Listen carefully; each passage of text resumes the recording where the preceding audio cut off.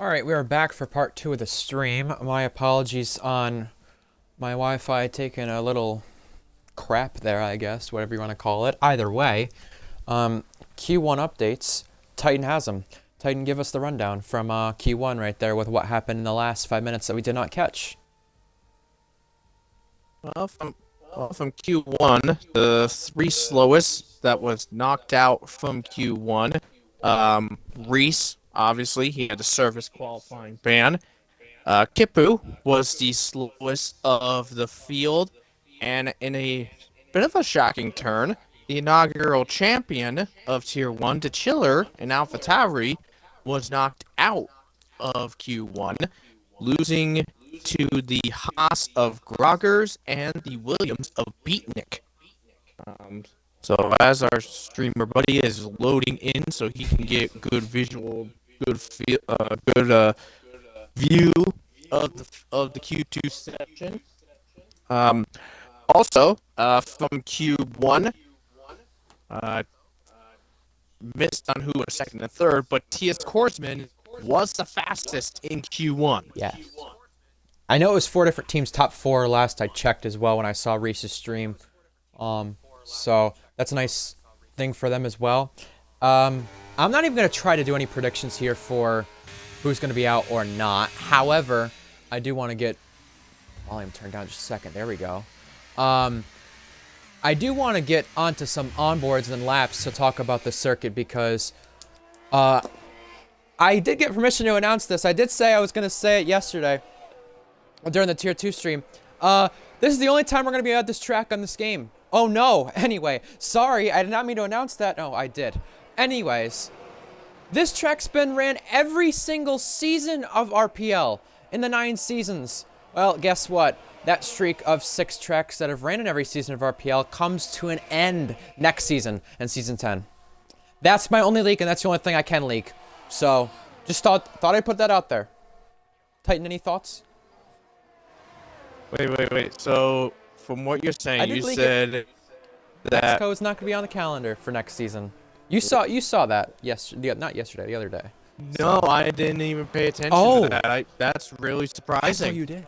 Yes, I thought you did. It was the admins got access to it, so I'm glad I'm coming back to the stream with energy. At least that's the good part.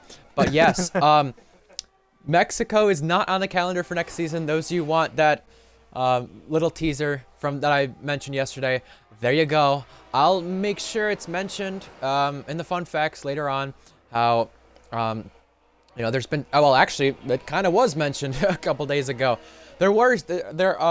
Up to this point there have been 6 tracks ran every season in RPL. I'm not going to try to name them off the top of my head as we watch Jack Miles, but I will say this track is not on next season's calendar. That is confirmed out of my leaks. However, still a 22 race calendar. We're not going to tell you any more of it, but that's one thing I asked Jack, hey, can I give that away? Well, there you go. Not going to be on next season's calendar, but it is ran for the 9th consecutive time. No, that's gonna bear a unique question. Is what is gonna be in Mexico's place? I mean, if I had to take a guess, I mean, literally, there's like a couple tracks that probably could take its place. There's like one track that hasn't appeared this season. We had Bahrain. Bahrain wasn't on the list. Let's see, China, Portimao, France. Those are some others that possibly could be potential circuits that could be taken off as well. Look to be Saudi. Look at Saudi earlier this season was not a pretty showing. I mean, I know the schedule, so take it as you will. I mean, Spa turns out to be an interesting one for most tracks in terms of RPL. Tier 2's not been great. Tier 1 has, so that could be 50-50. Speaking of 50-50, I wonder how this lap's going to be from Tadpole in the Alpine. Let's finally get underway with talking about a lap and what you want to do around the circuit. I'll give it to Titan halfway through. Either way, Tadpole deploys the DRS now up to over 200 miles per hour. He's going to have a car coming out in front of him, has to get out of the way. That is the AlphaTauri of Boss Cookie, the only AlphaTauri in the session. Now, hugs toward the curb in turn 1. You got to be careful here. Third gear, maybe second, probably not, but likely third or fourth. Up to fourth now up the gears, and on that exit at turn 3, there is raceable surface off there, so expect a lot of side-by-side action. 28.9 at the sector split. So little lock up there from Tadpole, excuse me, but keeps it clean and is all over these curbs. This is exactly where you want to be. He's planted his car in the double right, just good enough to go up the gears now, below 50% on the battery, and have a good run here. And the ending bits of sector 2, the S's now we go to. And now Tadpole working his way through these S's, nice and easy, but not to get too high into the curves. Now into the braking zone at the stadium, right into the fourth gear. Now into the main braking inside the stadium, third gear, nice and easy as you tiptoe your way around. Now up into the final corners, just keeping it nice and cool. Up into the gears, getting a nice revs. And 7th fastest for Tadpole in that Alpine. Not a bad run there.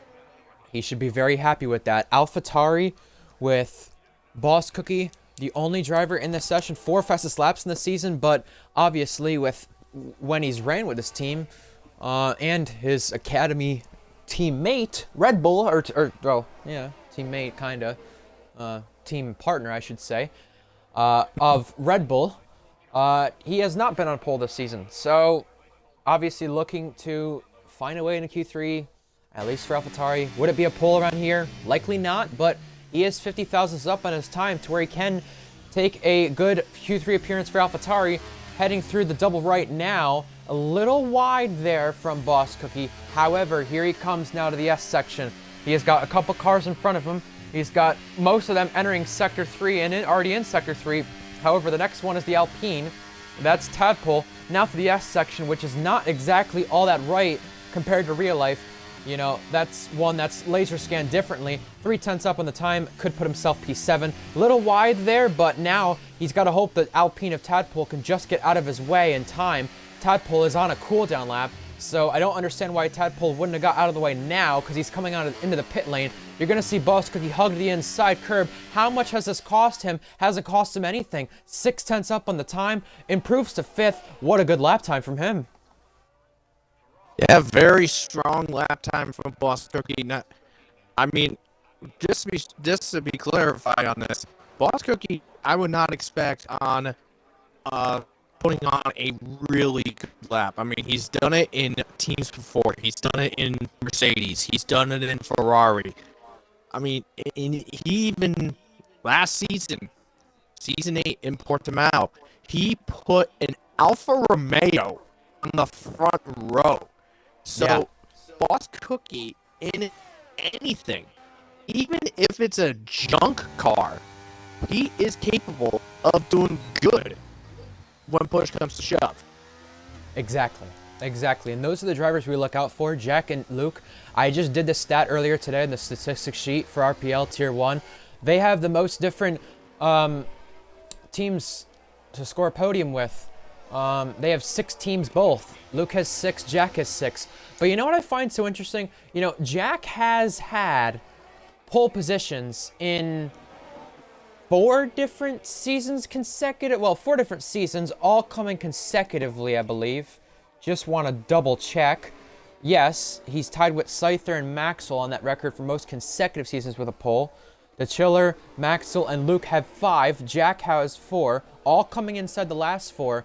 And looking for a pole position this season. But here's the funny thing though, Titan, with that Ferrari of his. He has never had a podium with them, so if he took a podium today, just, you know, out of the wild, Jack Miles would have his 7th different team that he would take a podium with in RPL, in Tier 1.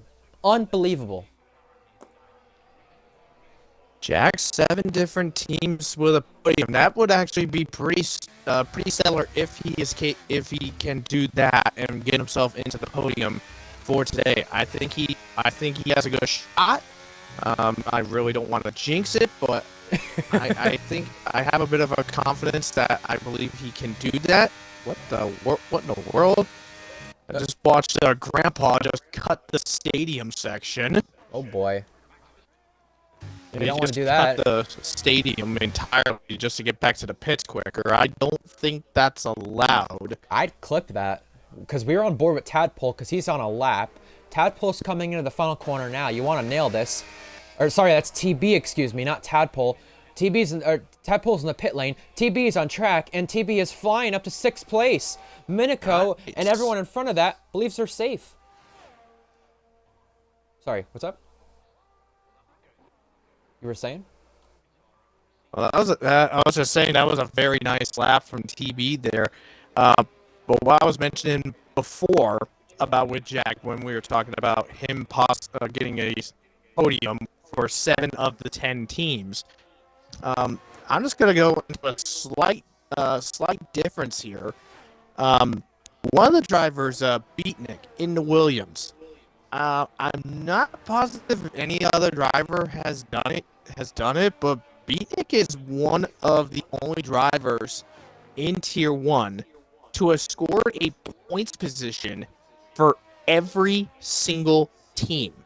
The only team that he yet to score a point for was in Haas, and he did it last season or earlier in the season, and he basically completed his team points bingo board, if I could put it that way.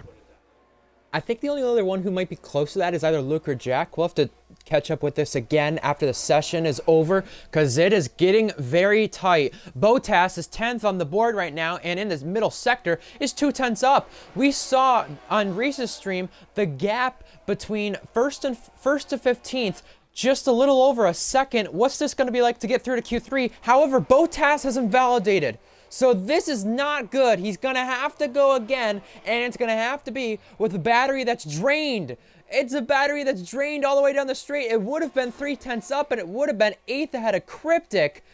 Cookie safe, TB safe. They also retired while we were talking. However, we're going to go on board with the Haas now of Groggers, as I think just Botas's lap is an absolute shambles after that one.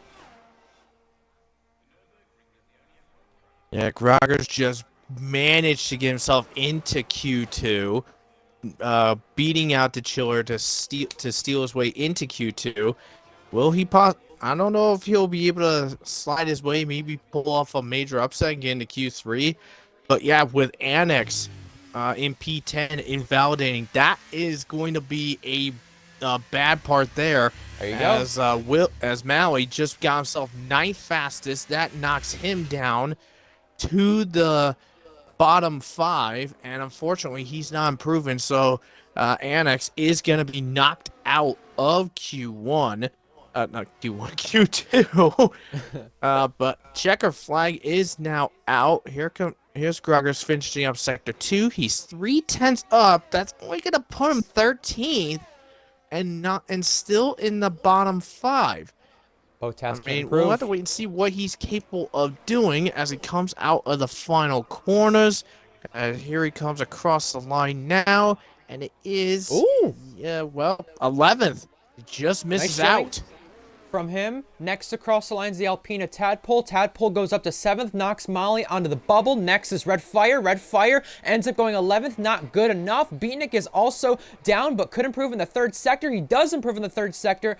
Williams close to Q3. Could have been 2 consecutive weeks, but it is not. It's both out for Ameo's out of Grandpa and Annex. Groggers as well for Ferrari Academy. Beatnik is out just by thick skin. Red Fire as well out for McLaren. He was P11 right there at the end. Not good enough to end up taking into Q3.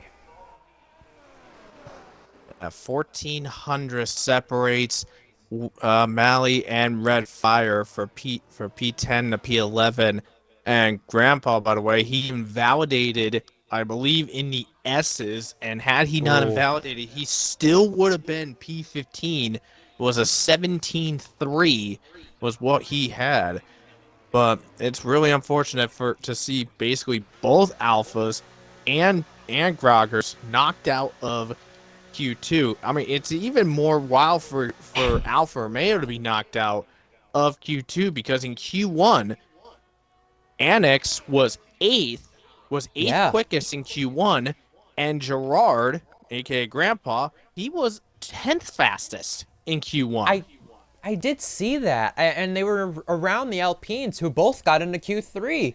So we watched Molly be pushed back in the garage, making it to Q3. Uh, with that said, one of the last times he raced with Aston Martin, by the way, as a reserve, ended up taking a podium in Saudi Arabia. Can the same be done? We'll find out. It's a 16-2 at the top of the table. Korsman leads the qualifying session, looking for pole number 2 in Q3. We'll mention what the drivers are all looking for in Q3 in a moment. However, here is the bottom 5. It took a 16-9 to get through from Molly. Everyone else was in the 17s or worse. Grandpa did not get a legitimate lap in. He invalidated, so he is part of the bottom 5. So is Annex in the Alfa Romeo. First start for Alfa Romeo. Groggers as well down there. Had a good showing last week, I would say. Not good enough this week. Red Fire is near Groggers as well, who he was battling last week. And Beatnik is down there to no surprise, but a good showing from Williams, though. They had Bourbon in Q3 last week for Williams. Bourbon qualified up there, but Beatnik could not do the same. However, 8/10 off the top of the board in a Williams is still not all that bad. It is not bad at all. And just like with Q1, the separation between first and 14th was just under a second. My God. And while Ryan Ockham was talking about all that going on with all of his stuff, I did just see at the bottom of the screen we will have a 19th participant. Stenner has showed Yes. up, so he'll be in the uh, he'll be in the not he'll be in the Haas. Hopefully they'll allow him in the Haas. Bourbon's here too. What if they're Nice, so swapped? we'll have full Oh, boy. grid. What if they're swapped? That'd be too funny. Oh, man. Well, yeah, we will get a full grid at least, which is good. Just a couple of notes before we get into any predictions. 4 of the last 10 races have had safety cars in it. Of those last 10 races, add 2 more onto it. The pole sitter has not won any of those races. And we did have rain in Mexico last season. As far as I'm hearing from the drivers, it looks to be a dry race. So, in terms of Whoa, what's happened here? Everyone got close, it looked like. Yeah, Mally was warming up the tires. Cryptic was trying to get ahead of the line, and Cryptic went to the left to get past Mally, and Mally was doing his weed to the left, and Cryptic and Mally almost came together. That was Oh boy. a bit of a scary moment that I was able to watch there. And Stanner as well, you mentioned him joining. He leads the penalty standings too, by the way, for further reference. Either way, Q3, these drivers are looking for tons of things. Molly is here for Aston Martin. Boss Cookie here for AlphaTauri. Cryptic, the lone Red Bull. Both Ferraris in. Jack looking for a pole position. Man, it's going to be an interesting qualifying without Resource Scyther in it, I must say. And I hate to sound negative toward them too, but it is true. A McLaren is in. 2 Mercedes, 2 Alpines. So we have 8 different teams here in this qualifying session. The only 2 that we don't have, an Alfa Romeo and a Haas. We'll go on board with Cryptic while we watch this. However, let's get our predictions in quickly now. Pole time for me, a 15.9. Top 3, no particular order. Jack, Korsman, and Cryptic.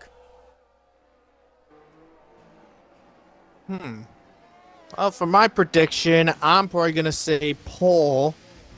I'm actually gonna go the exact same route. I'm gonna say a 15.9 as well, like you mentioned.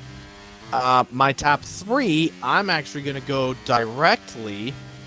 I think it's gonna be Luke in 3rd, Jack 2nd, and Korsman will claim pole position.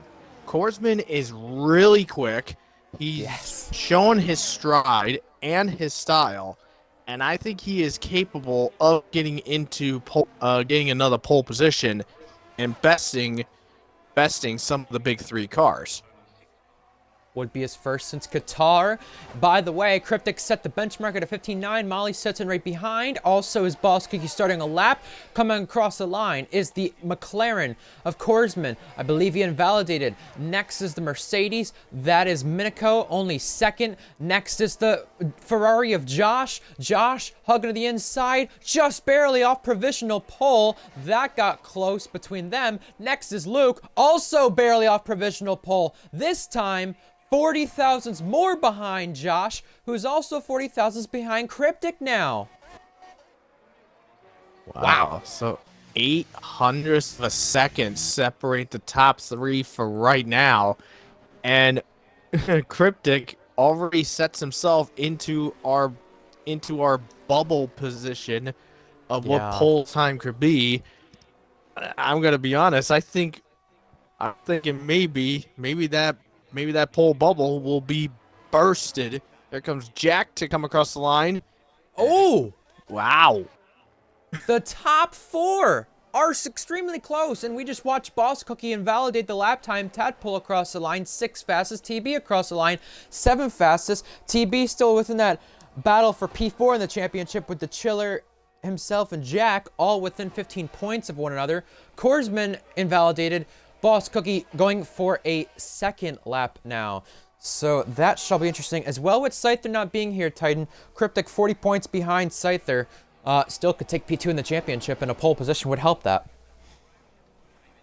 I completely agree with you. And as you're mentioning, with the invalidations that Boss Cookie and Korsman are getting, this track, mainly Sector 2 with the S's, which is where Jack is currently going through right now on the track map, that section is notorious for invalidations, track limit warnings, and track limit penalties. It is a very notorious section to invalidate your time or get into trouble with warnings and penalties. And I do not expect. I think there's going to be at least 5 drivers that will have post track limit penalties from that section of the track. I was surprised last week that we didn't have that many track limit penalties, but we did have quite a bit in Qatar the previous week. Boss Cookie comes around, but is not going to set a time.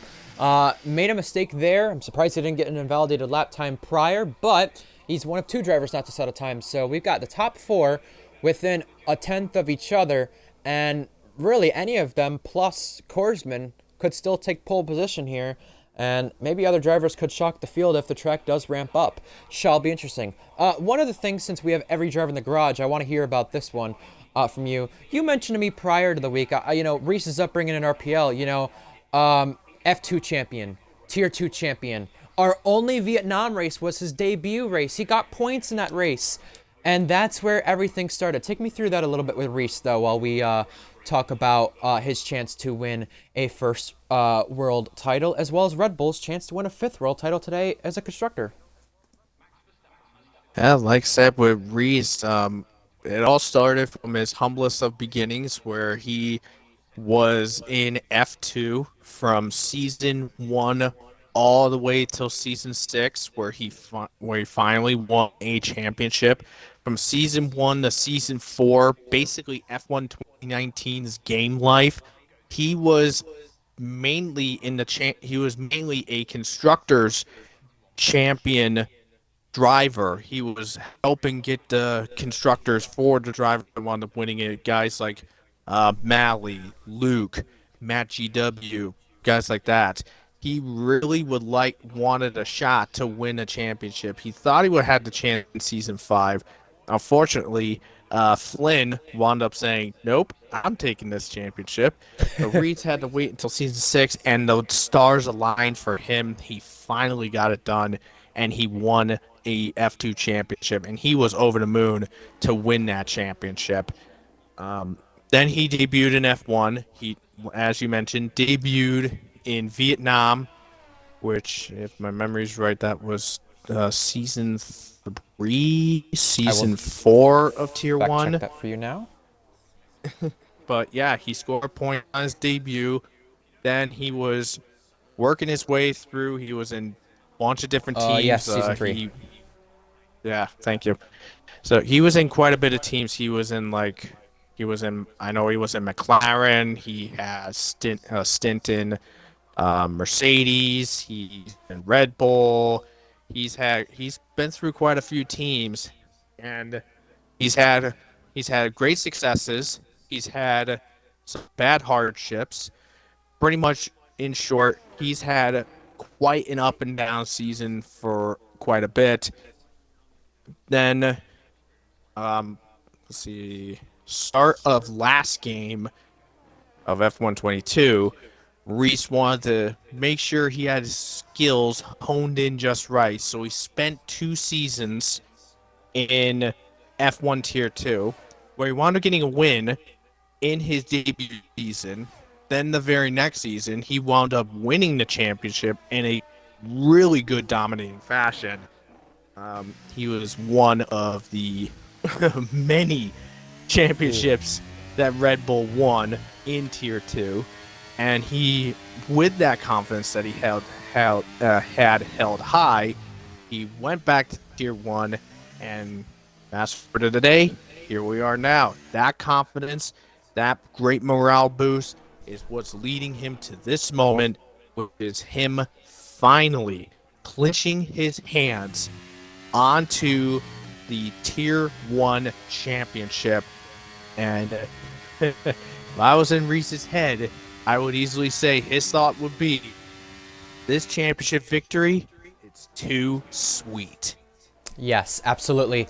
Cryptic just got a nice slipstream there from the AlphaTauri Boss Cookie, who is right behind and looking to start a lap. Just cut the stadium section, Boss Cookie did there. Not sure you're allowed to do that. Cryptic is improving on the time, though. Cryptic comes across the line. Cryptic is going to go faster. On the day that Red Bull could win the Constructors' title, pole position is now at 15.8. That's the one they're chasing, and now he's giving his teammate a slipstream in the background, who is the third guy to start a lap here. Boss Cookie heads toward turn 1. However, we have drivers on a lap. Josh is the next one to come across the line. Josh is improving. Josh is finding the time. But is it going to be enough for pole position? Josh, I don't think he's ever had a pole position in RPL. He goes pole, though. Yes, he's never had a pole. This is his chance this time for pole in the Ferrari. Molly's next. Molly does 6th. How about that?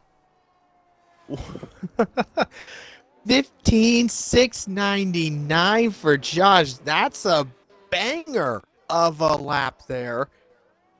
Wow. Jack invalidated. Wow. Jack invalidated. Jack is going to need to get back to the line, I think. Is he going to have enough time? I don't think the answer is yes, but he's racing against the time. We have a couple other drivers starting laps and a couple other drivers as well.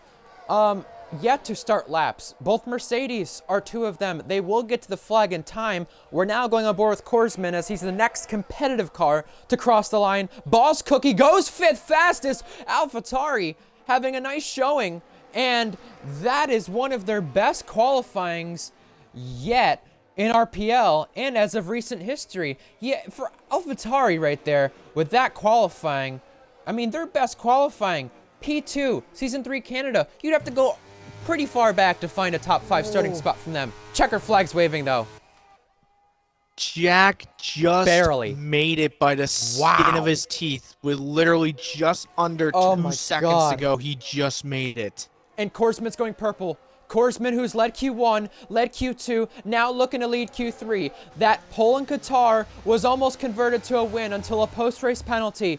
But now he's looking for pole position number 2. McLaren pole position number 2 in the season. Korsman to the line. Korsman to pole. Unbelievable. He takes it over Josh. Wow. Denies Josh of a first pole. Tadpole goes 6th. The teammate of TB invalidated. He'll start last. Next is Molly. Molly backed off. Now it's up to the 2 Mercedes. Minico first. Lucas spun. So now it is really up to Minico and then Jack, the last runner. Minico across the line. Can he improve on Boss Cookie? The answer is yes. Just behind Tadpole, though, so a good showing from Tadpole. Boss Cookie has to come in, and now Jack to the sector split. He's backed out of it. It's going to be a Korsman pole position for the 2nd time this season. 4 different teams inside the top 4. My gosh. Wow. I'm I'm impressed. just in awe over Korsman's whole 15.5. lap. We didn't Wow. expect this. We did not. We said 15.9. Not 15.5. I mean, it might sound alike, but, you know, it's not the same. Wow. I think I'm those guys, they were probably just like, okay, so they say 59. I think they're sandbagging it. Let's just prove them wrong. And then Yeah, they boom, did. boom, boom. Even Beatnik, who gave a prediction in the chat, 15.8. 15.8, it was better than us, but, you know, I mean, not as good. You saw as well, just a couple moments ago, the AI of Tadpole gave a little fist bump there to Korsman with his car. That's an AI, though, so he didn't legitimately do it. But Tadpole, a good showing in 6th for Alpine. Alpine definitely needed something like that after recent weeks. And, you know, I mean, TB did invalidate that last lap, but he still had a good showing as well, the teammate. Also trying to hold on for P5 and chase after the Chiller. Would be good to do that by starting in the top 10. We'll see if we ever restart or not, because I know they're trying to figure out if Bourbon and Stenner got put in the right cars. But here's qualifying. Korsman with a 15.5 on pole. Josh just off of a 15.7 on the front row. Josh's best qualifying. Then Cryptic. Then Luke. Then Jack. Then outside this top 5, Tadpole, Minico, Boss Cookie, Molly, and TB. Tadpole, obviously the biggest surprise of that session, but our top 3 predictions, I think we had everybody right except for Josh. Josh came out of the realms there and shocked us. Uh-oh. Oh boy. Why do you say We'll have to load it up to make sure and double check, but apparently Stenner just pinged Luke. He just said, it put me in the Aston.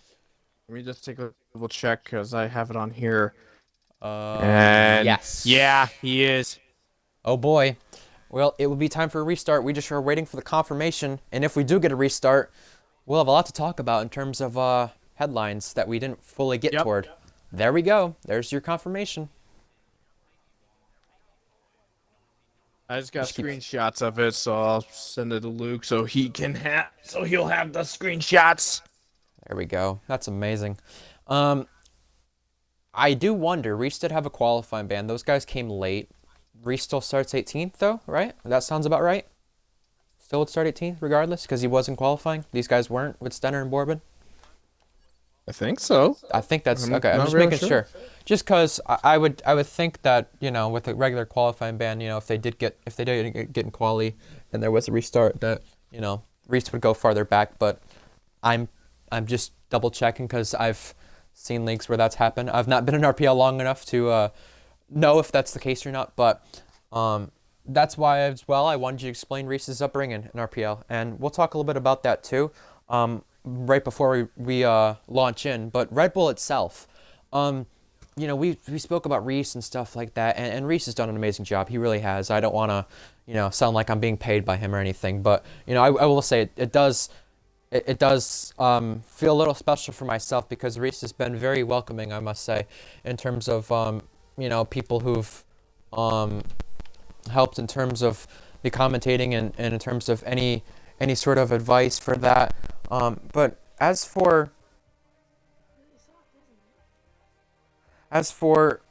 Reese and Red Bull, the thing that I think of in terms of the Red Bull stint. Sorry, I just a little distracted there. In terms of the Red Bull stint, I do think he's done a great job in terms of how things have gone. He stayed with that team probably the longest of them all. I mean, he's had times at Mercedes, times at McLaren, you know. So yeah, like I was saying, back to what I was properly saying, it is a little special for someone like me because, you know, coming to this league, kind of out of nowhere in a way, and kind of out of, you can call it the Aaron Rodgers type darkness period. It kind of is special for me that Reese has been welcoming to myself. Reese has gotten along with me well, and Reese did help a little bit with my first F2 start and even the second on this game with kind of getting used to, okay, what's a good lap time, what's the stuff. So for someone like myself, I think it is special that Reese has been able to do what he has. And you were there, I believe, during the time that Reese, I don't know if you were commentating during them, but you were definitely there in RPL when Reese made his first Tier 1 start, and you've been here through it all. And I'm here as well, where Reese has kind of passed the torch to us both for something special to commentate upon for what is going to be, and we can say that confidently, but we're not going to say when, what is going to be his first title in RPL. It's just a matter of when today will it be. That's why we want to wait it out as well, with Scyther not being here in the lineup. Either way, no, he's become good friends with myself, and I'm happy to get along with the guy. We have something coming out on the YouTube, on the RPL YouTube. I've asked for permission from, I believe, either Jack or Owen. We have got a permission from it. F1 does the thing with some of the team principals and all those guys. Wrong answers only. We're going to do something like that with Reese. That'll come out either later this week on the YouTube, or if it's not this week, we're planning it for next week. So that being in part of the social media, I've not talked to all admins about it, but I've talked to some, and Reese likes the idea. Reese likes to mess around with it. It'll be 4 or 5 minutes long, maybe less, but it's nice to do with the guy who's leading the Tier 1 championship and trying to clinch #1. Speaking of championships, I'm rambling on. Red Bull's about to clinch their 5th in a row, Titan. 5th in a row. You've been here for at least 5 seasons commentating that Red Bull has done this. I mean, they have a much more dominant car this game, kind of expected. Ferrari's bogged down a little bit, quite obvious. But the fact that this team has the most championships, the most consecutive, and looking for a 5th one to add, it's just incredible what they've been able to do.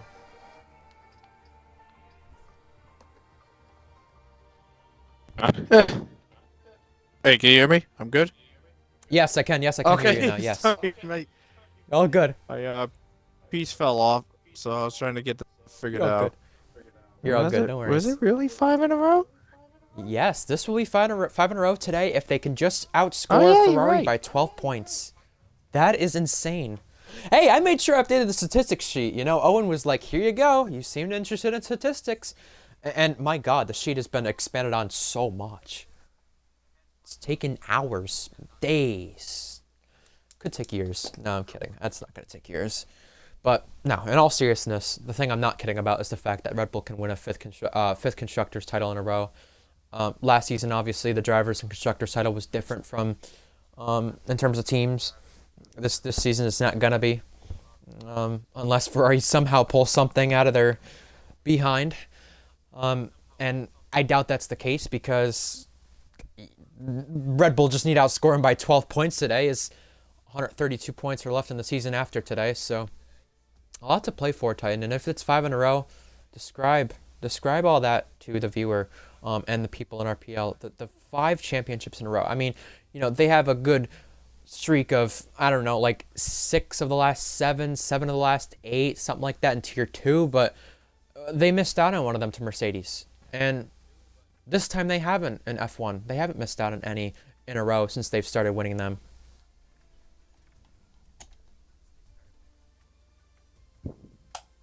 Yeah, it's just really wild.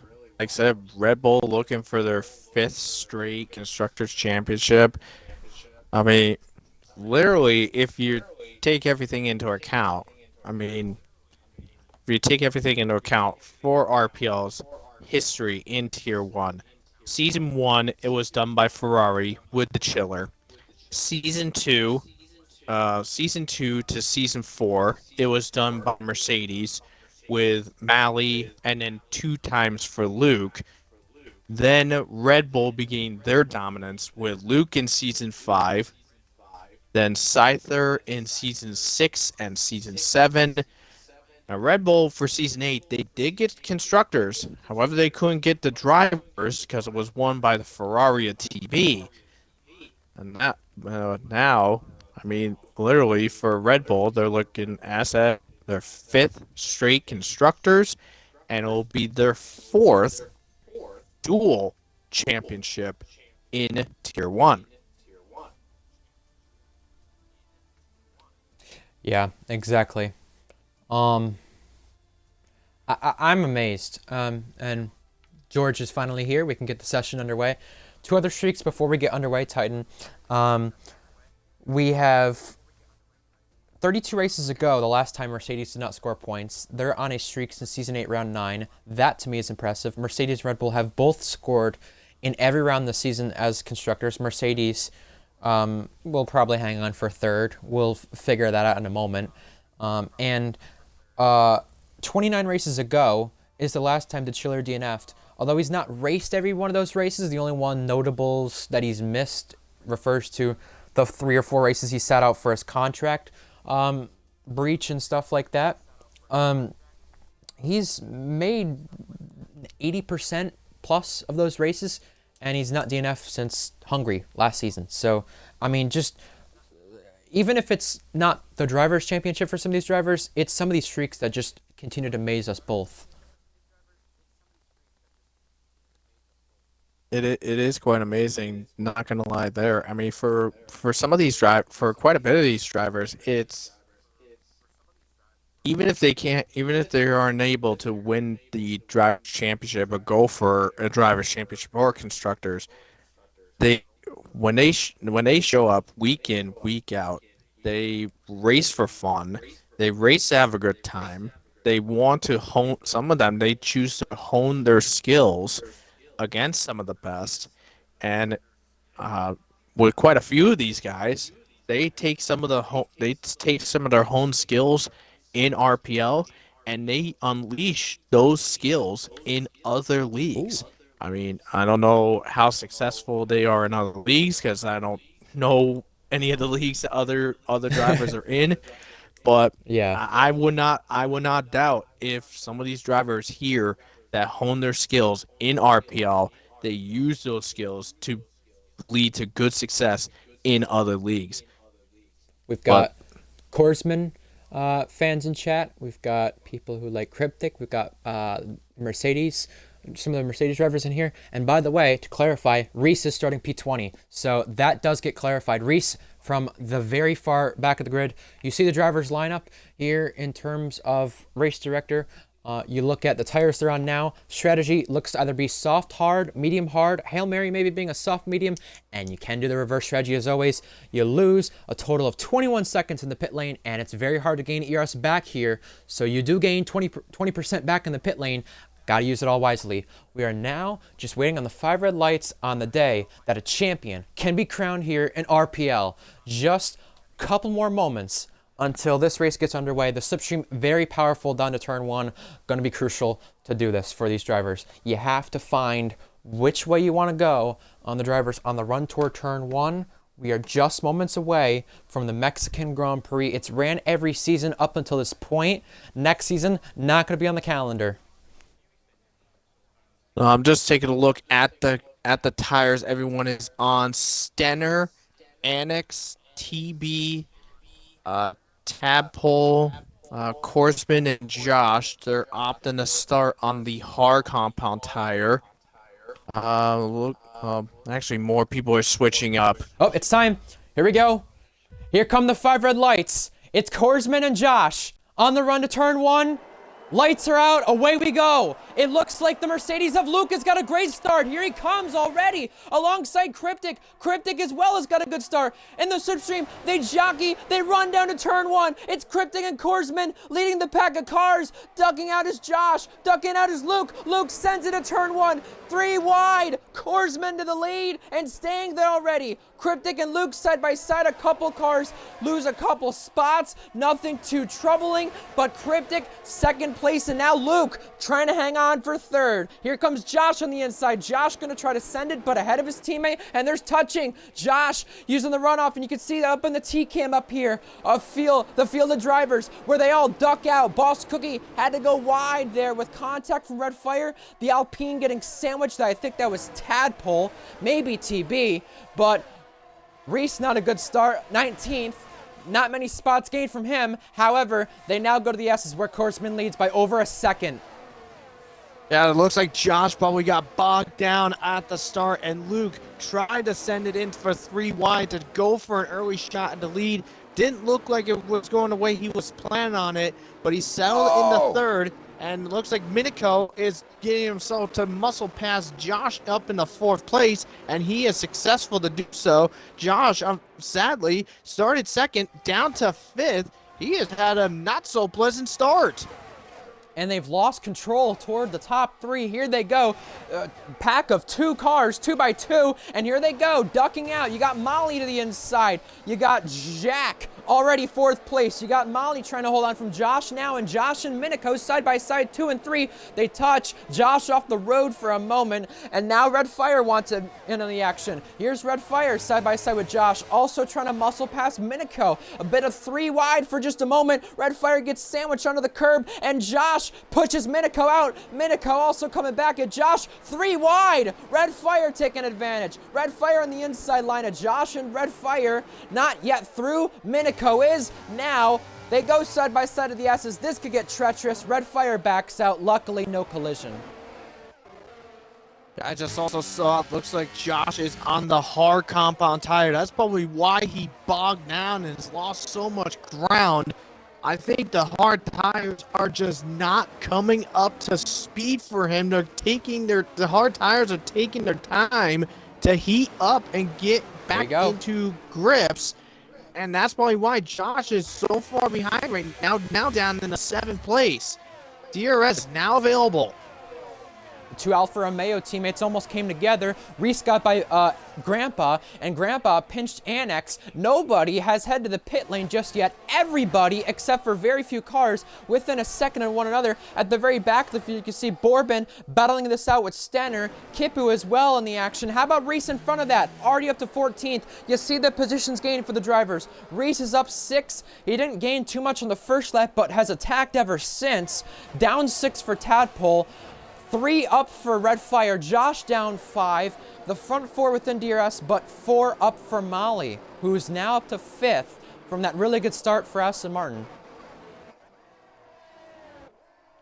Yeah, Molly doing pretty good in that Aston Martin, hanging up into the 5th place spot. Let's see.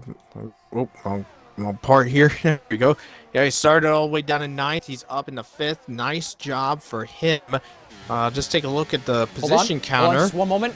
Reese on a move with Groggers. Gets the move done. Groggers a little bit of struggles to the S's. Got the move done. Stenner in the penalty box. No surprise there. Whoa! Okay, we're good. Go ahead again. You saw Reese that, I is think, just right, with all Tadpole. over Reese? the back of Tadpole to try to go into the 12th place position. He's down on the inside, working his way through. Cryptic, hold on, Cryptic. Place. This is big. Cryptic and Luke both get Korsman. Korsman absolutely sandwiched and smuggled down the order. Luke and Korsman race side by side out of 3, where they had contact last week in Texas. Luckily, keeping it clean this time, but Jack is there to pounce if he wants in on the action just yet. Doesn't get it. Korsman, highest hard runner, but down to 3rd from the lead. Sorry, go ahead. It's all good. Yeah, fortunate for Korsman, down to 3rd after turn number 1. I had the position counter up on my screen. Reese currently the biggest mover right now. Started dead last. He's up to 12, gaining 8 positions. The only other person that's gained more positions is Mally with his 5th place. Looks like Jack's going down, trying to sneak a peek on Korsman, but didn't see an opportunity to make the attack stick. And on the other end of the spectrum, they're currently the biggest loser in regards to positions lost. That is Tadpole, who started in 6th. Yeah. He's down to 13th. And Reese gets Beatnik at the final corner. Reese on the outside line, getting ahead. Red Fire heads to the pit lane. Did he have contact, though? They are coming out. 4 tires, and they're coming out 4 front wing. Something happened with Reese. Now to the front of the field. Molly gets Miniko. Molly with DRS gets Miniko and Reese, and Beatnik come back at it. Beatnik and Reese swap spots. Beatnik down the inside once again. Reese to turn 2 is ahead. This time, much, much cleaner and much, much faster. Reese up 10 spots. I mean, this is amazing. He really set his car up for race pace, and now Miniko and Molly goes side by side. Molly jumps the curb, and Miniko is ahead now once again. Even though these two these two drivers, Minico and Mao, they are in Mercedes Academy cars. They are not Mercedes Academy teammates. Mally is a loan from Alpine Academy. So Mally is actually allowed to literally fight with the other drivers if he wants to. That basically give Minico a little headache. Let's Reese go. Or at least if he didn't let him go, he made it very easy. Reese up to 9th. This is much better than his Texas drive a season ago. This is exactly the showing of a champion. Look at how far he's off the lead. Only 8.9 seconds. The last car, which by the way is Kipu, who did not have any really big issues or anything we noted. Redfire, the only one who had issues in terms of damage on the opening lap, is down 15 seconds behind the leader. Reese already 9 seconds back, so very good showing. Molly had a look there on Minico, nothing from it. Boss Cookie, same with Reese, but I think to protect from behind, the Chiller also falling behind a bunch of Ferrari Academy cars here in front of that. However, DeChiller, no points the last couple of rounds, needs something good, especially with where he's at in the championship, P4. And as you're just... Contact! He gets overtaken. I safely presume it's between Annex and DeChiller? Yes. Annex did get ahead. They were argy-bargy, but you know what? I'll give them benefit of the doubt. Not too bad on that end between them at the back of the grid. Everyone has kept it clean. I mean, only one driver had to repair a front wing at the end of the opening lap. Yeah, Redfire, he had to go in to get the wing change, and also he started on the soft compound tire as well. So he was thinking of going I'm not sure, maybe he was going for like a two-stopper, I'm not sure. But I mean, he wasn't the only one that started on sauce. Titan, Luke's got DRS. Luke blasts past Cryptic into the lead.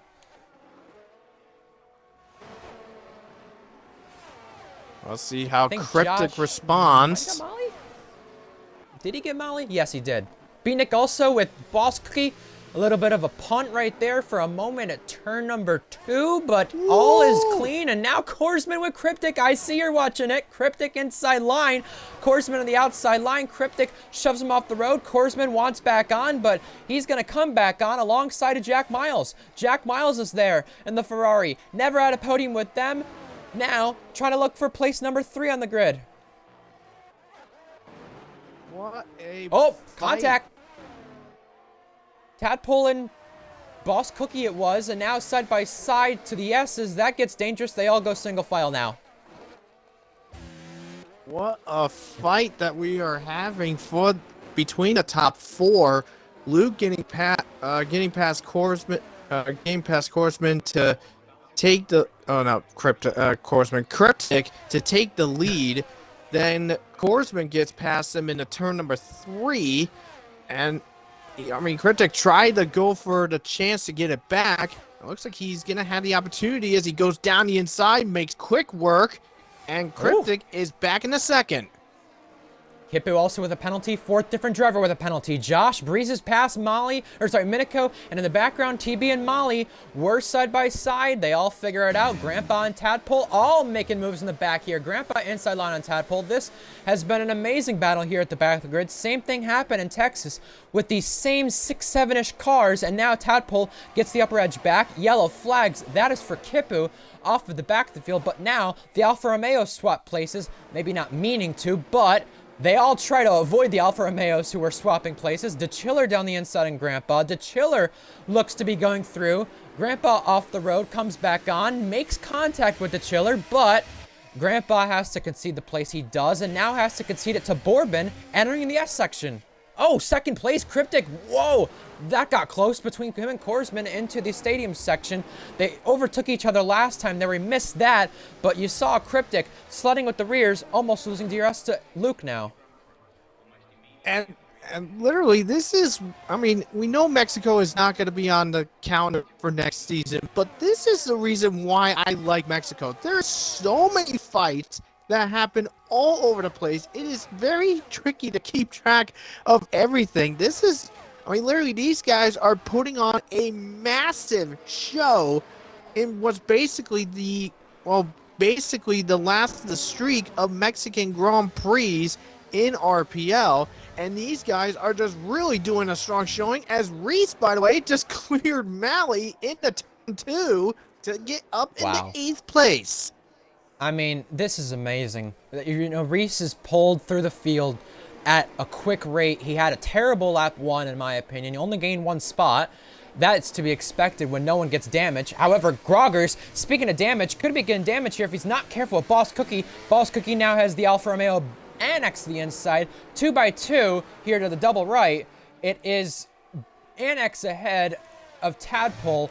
However, they do figure it out single file now to the S section. I mean, you know, you say it's Mexico, but I say it's been RPL recently. Qatar, a little bit of Japan, Texas last week, this week, just constant DRS trains, constant racing, and it's not like it's a DRS train where only the leader and second place can pass. Everybody in the field is passing, and Grandpa, the first driver to hit 6 seconds now as they race with DRS in the front straight. Here's Reese and TB. Reese, the Season 9 champion-elect for now, could take that role officially today. TB, the reigning champion, overtaken by Reese. It's a passing of the torch, it looks like. These two have history over the course of their time in RPL Tier 1. I mean, literally, last season, the two of them were rivals. Reese during his time in Red Bull, TB during his time in Ferrari. These two had good fights over the course of last season. I mean, one big moment was when they collided on the final lap in Monza last season, which wound up resulting in Lewis Piper stealing the win from the two of them.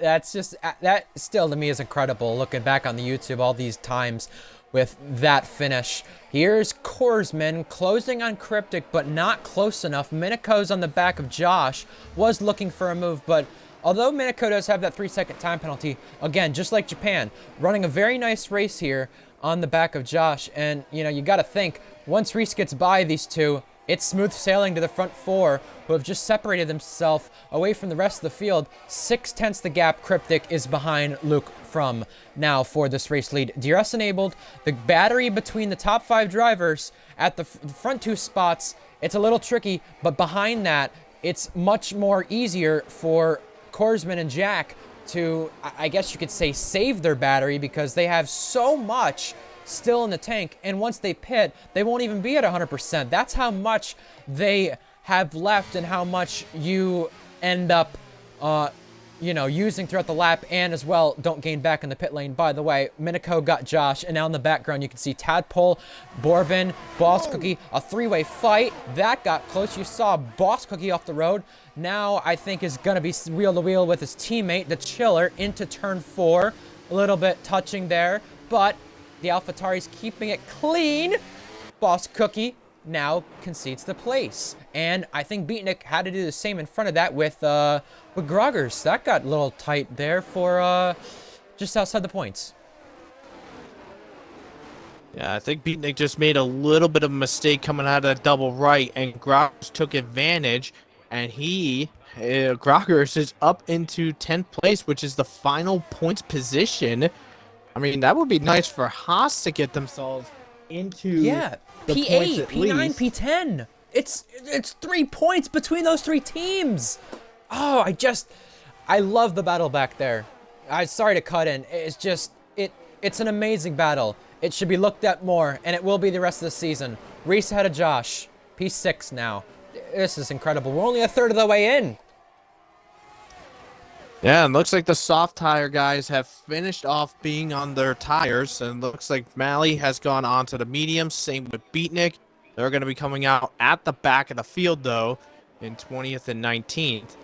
And let's see. I mean, Luke is still holding his lead over Cryptic. It's about half a second and still remaining constant. So Cryptic, despite being within the DRS, Luke is maintaining his own and maintaining the gap against Cryptic, who is still getting harassed by Korsman. Down the inside he goes, and he gets it done. Korsman reclaims second.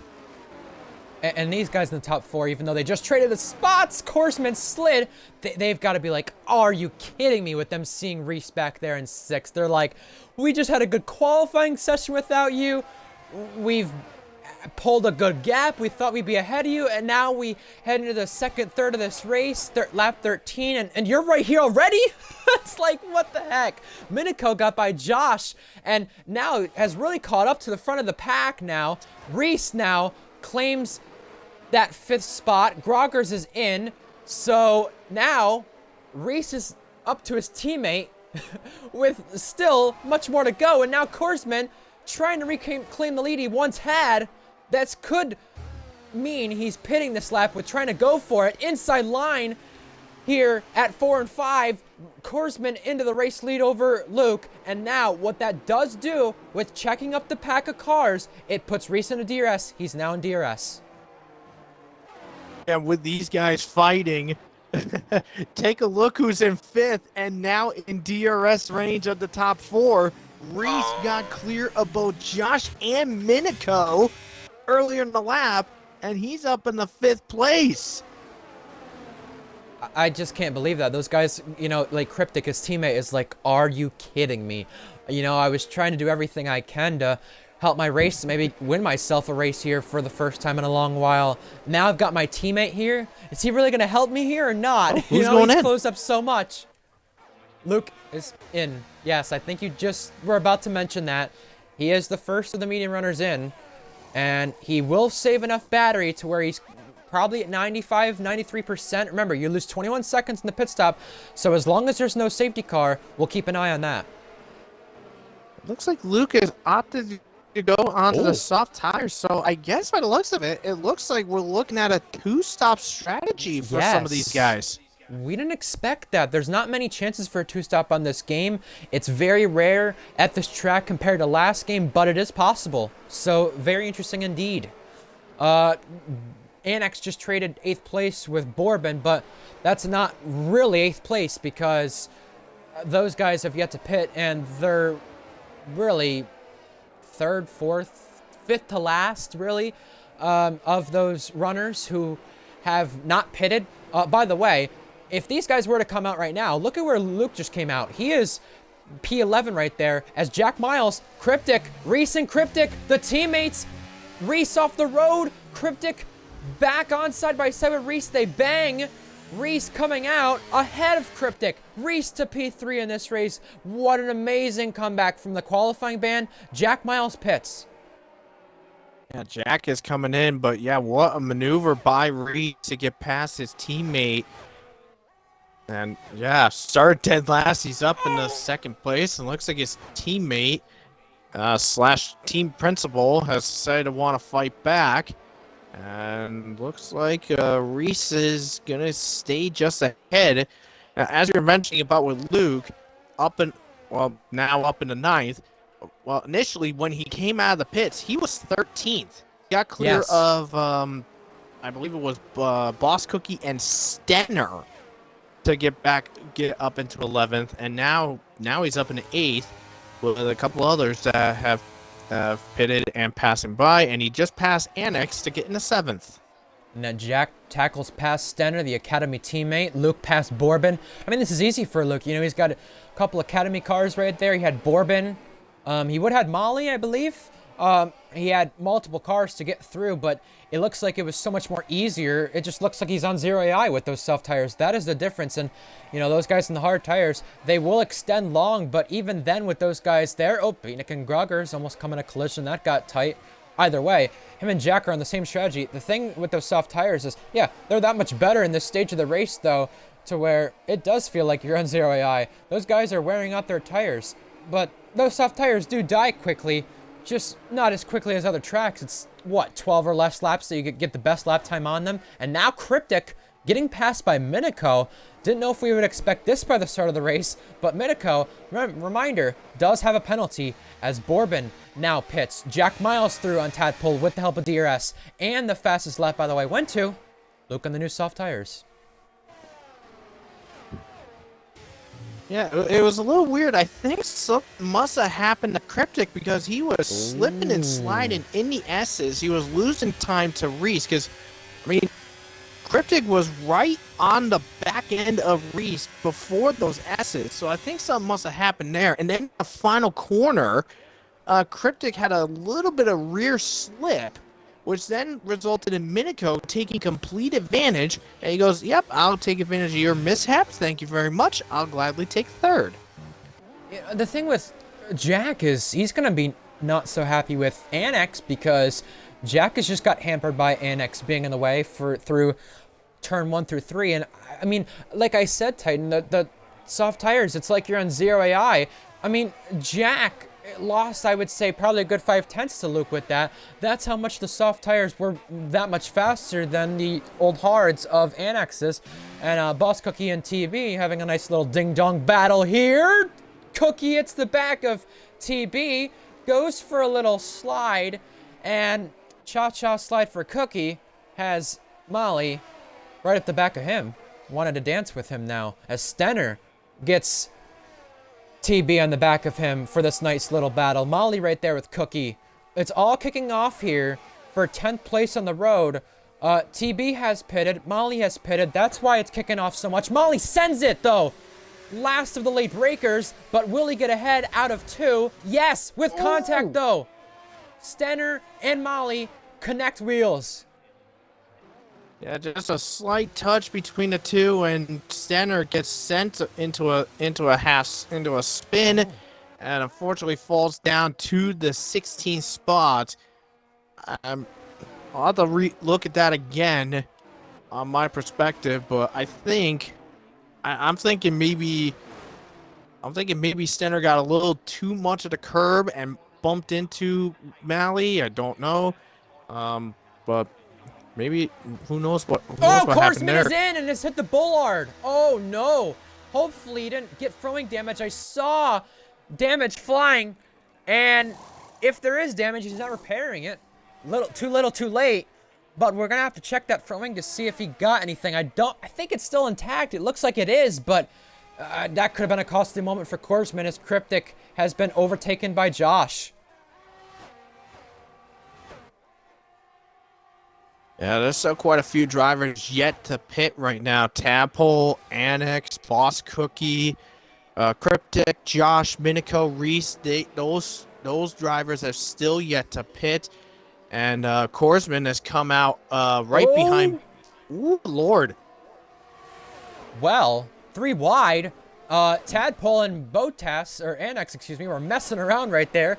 That allowed TB, the teammate, to take advantage. And how about Korsman getting really 2 to 3 of them right there? Nicely done. Now an Alpine sandwich for Annex, excuse me, right there. Woo! He's hot. He's not happy. We know that. We could see it.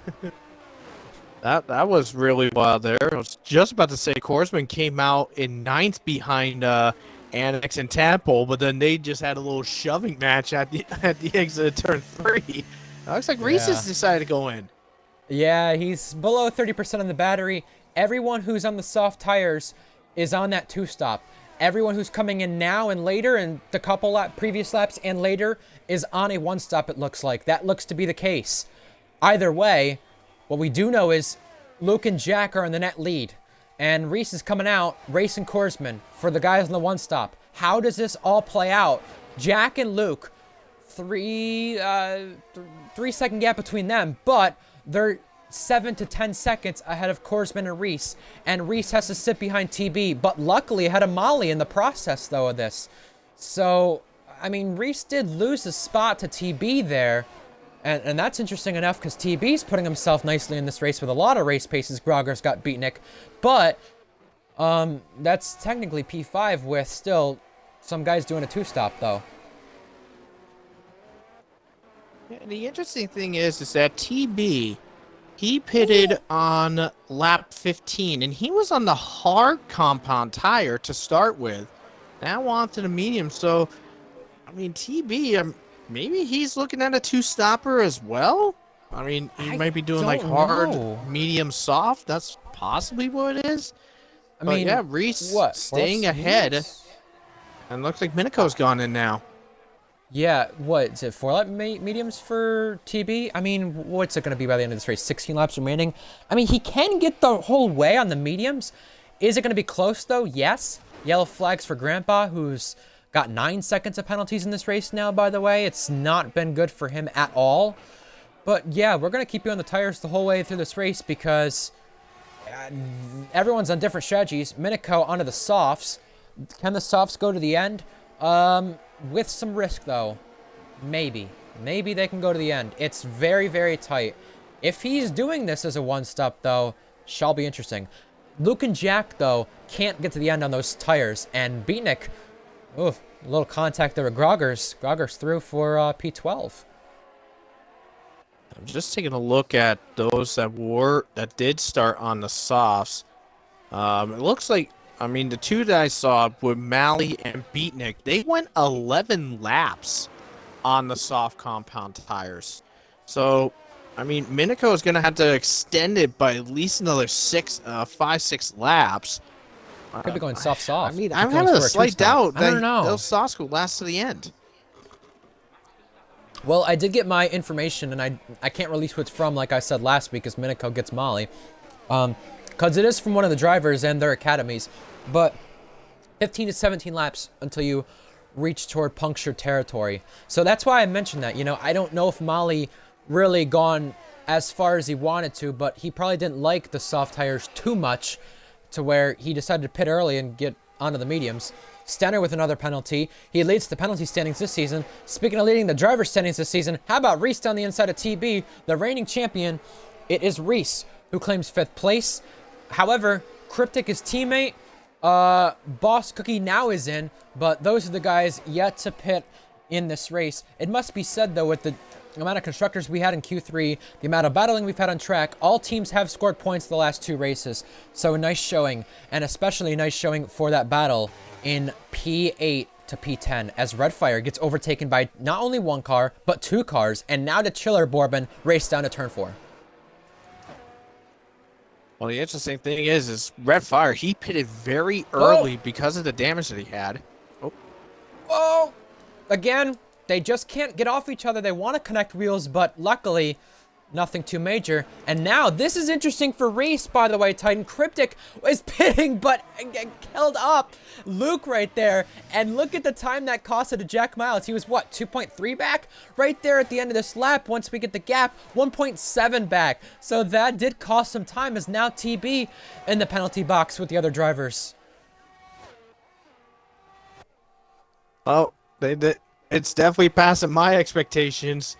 I did say at least 5 were going to get themselves into the penalty box. That TB is now the 6th driver to do that.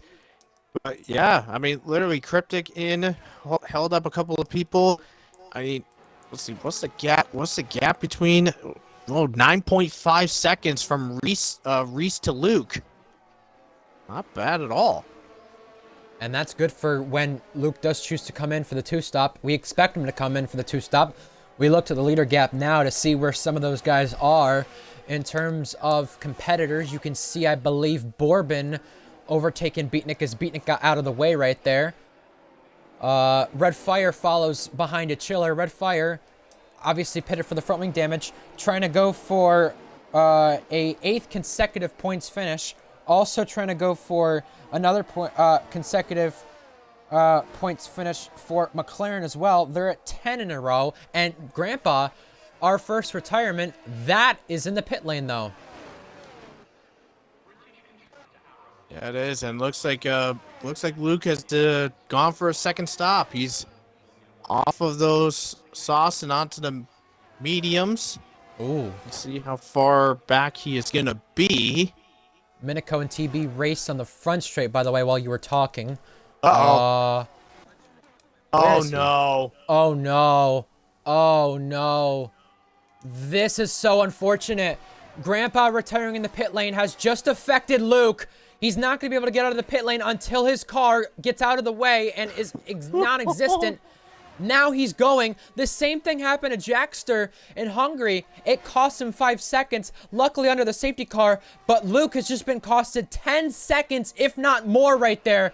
That is treacherous to his race. However, a little bit of Ferrari International assistance right there, because if Jack comes in now, that will help Jack, because Jack was in that battle with Luke only just less than 2 seconds back on the two-stop. Yeah, and now this is gonna be why retiring in the pits, unless it's for major damage, is not a Right. good idea. And Luke is Exactly. probably seething over this, as Jack is now in for a second stop. That gives Korsman the lead now. Let's see how far Reese is from Korsman. 4.9 seconds. Let's watch Jack as well to make sure he doesn't get stuck in the pit lane. I know there's no cars in it this time, but it would be funny to see the same thing for the wrong reasons. It would be funny. Battery recharge at 95%, and we're just going to guess that this is a round where Luke would have came out. Cryptic and Molly tussling it out. Cryptic jumps the curb, hops into him. Contact. Molly slides and loses the place, but will Cryptic be under investigation for that? That now becomes the question, but this is exactly where Luke would have been. P8 with Jack. Jack in the points, hasn't been outside the points since Spain, round 6. Luke has had a points streak of 8 races. That could be coming undone if he does not come back to the field like we expect him to. Yeah, just taking a look, and from Jack and Luke, I mean, the separation between the two of them, 15 seconds. So, as you mentioned it, because of Gerard's car just retired AI car just sitting there, Luke lost over 10 seconds of time, and I'm just gonna say it politely, Luke got screwed. Oh, absolutely.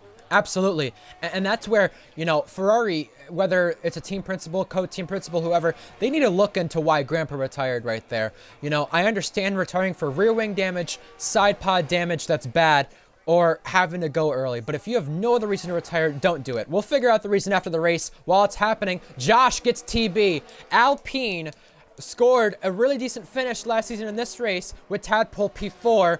TB gets overtaken for P4, but does have a penalty. Molly pits as well for a second stop. We didn't expect this. However, they're taking a little bit longer on his car. I believe he might have had to repair some damage from the contact with Cryptic. We'll see if that hits the steward's office. Now Tadpole battling out for P9 with Beatnik.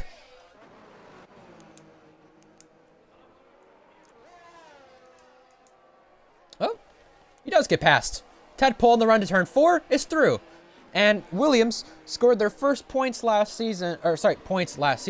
week, since Monza, decent bit of races ago, and they've had at least one car DNF the last 5 races. They've had a nice showing. Even though Kipu's at the back of the grid for them, Kipu's done very, very well keeping the car clean. Beatnik has done the same, though, for Williams, just being the one inside the points. Very true indeed, and looks like we're looking at about 10 laps left of this race. Now, remind me again. You said in order for Red Bull to get to constructors, they have to outscore Ferrari by 12 points. Correct? Correct. They have to outscore Ferrari by 12 points. We got Reese, who's on 18 right now. No one's battling, so we can cover this very luckily. Luke's got the fastest lap.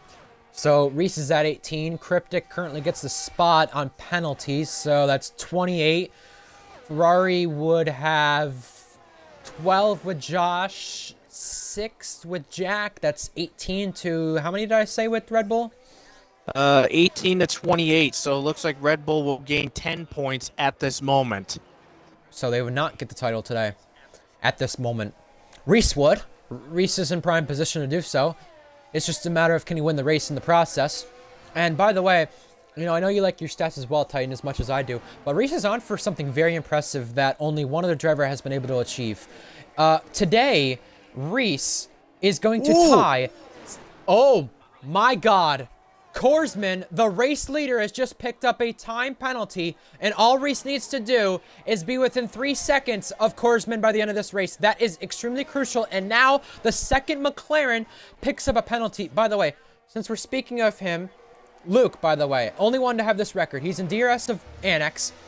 Luke would have a joint second place record with Reese for most podiums in a season at 15. Reese is on 14 this season right now.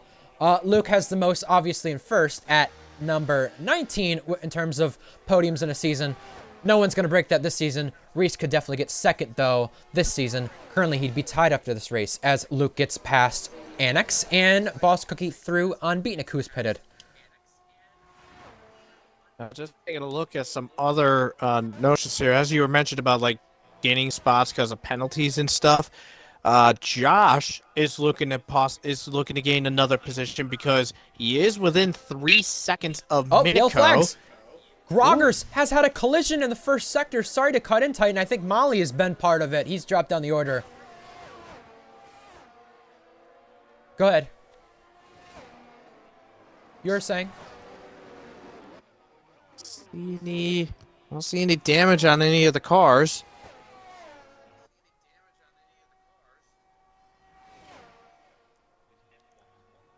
I don't see any damage on either of them.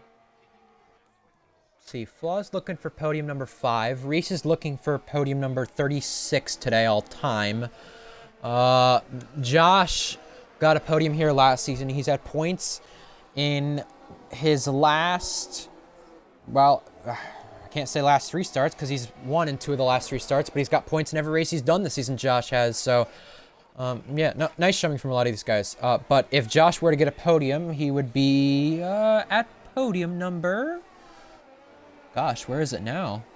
Josh at podium number 4. There we go. Nice. Well, here's a little bit unusual. Bourbon just came in for a second stop. 13-lap hold on the medium tires. He just pitted for a new set of medium tires. Oh, no! The chiller! He tried sending it on standard. Was it too little, too late? Oh, no. Very unfortunate there. It's unfortunate. And it looks I like didn't mean to cut in on Beatnik's you. the advantage. So much battling, so much contact. As soon as you speak, I'm sorry about that. Groggers gets a 5-second for overtaking under the yellow flags. My gosh. Well, TB's in. For a 3rd stop. Surely this isn't damage. It's not. No, just new tires. Softs to the end. Well, this does change the this championship. is a bit on the unusual side. Bourbon went 13 laps on his mediums. TB did the same thing. Maybe are the drivers that are on the older medium tires, are they having second thoughts about the longevity of the medium tires? I mean, Tadpole and Korsman will be in the most risky zone with that. Medium tires, it's ideal for 13 to 23 laps, 13 to 20, 20 to 23 you get into puncture territory. Molly goes by in red fire. Again, outside the points, Bourbon and Stenner trade spots. Beatnik and Grogger's doing the same. I don't understand why they'd be going in so late, though, because, I mean, you know, you got 6 laps to pounce on the softs. The softs, they're ideal for up to 12 laps. You know, I mean, I don't understand it. I mean, maybe you get something out of the softs for 9 or 8 laps, they're thinking. But even then, TB's pitted with what? He's going to finish race on 7 lap softs? It doesn't really make sense to me. And plus, look at the track position he's lost. He must have thought he'd be really going off on those tires at the very end of this race. And DeChiller, is he beached or reversing? DeChiller has retired on track. Here's the problem, though. These guys are going to come through the sector. Oh, no, he's left the session. I was going to say, they're going to come through this section. There's going to be yellow flags. They can't overtake. Luckily, there's no battles, but that's the whole thing about the Grandpa retirement. Now a DeChiller retirement. Again, what is this? 4 races in a row with DeChiller, no points. Hasn't had points since Spa. Just unfortunate for the guy. He's coming to this race P4 in the championship. TB might overtake him if TB gets more spots late in this race. Jack will overtake him as of right now, I think. No, he'll be close, but won't overtake him. My bad. Redfire gets Molly. But yeah, just unfortunate there. I don't know what happened, but he spun, and it will be looked at if he did retire on track. Yeah. But yeah, as we were mentioning, it is a bit unusual. I mean, like I said, TB going 7 laps on the sauce, but Groggers went into the pits and retired. I said because the chiller, he's not happy with Stenner. That's why. It was the contact at turn 1, and then it led to more. That is what happened, by the way. Go ahead. Yeah. So What I think is a little bit unusual is, like I said, maybe some of them are having some second thoughts about the medium's longevity. I mean, maybe it just differs from team to team because think about it. Cryptic and Reese went close to 20 laps on their medium compound tires. And same with Minico. He went 20 laps on the mediums as well. You think with Reese as well, he's on the hard tires. He's losing pace to Josh and Minico, and he's not even close to the 4-second gap he once had with Korsman. I mean, look at this. Korsman had what? Not 5 seconds. A 4-second gap, and he had 3 second of penalties. I don't understand. It was about 4.3. Gone. Some of these guys' pace have really fallen off, and another position trades again outside the points from 11th to 14th. It was Boss Cookie and Molly, I believe. And yeah, those guys have caught up to Reese as well for P2. I mean, I don't think he cares if being finished on the podium Reese, at this point.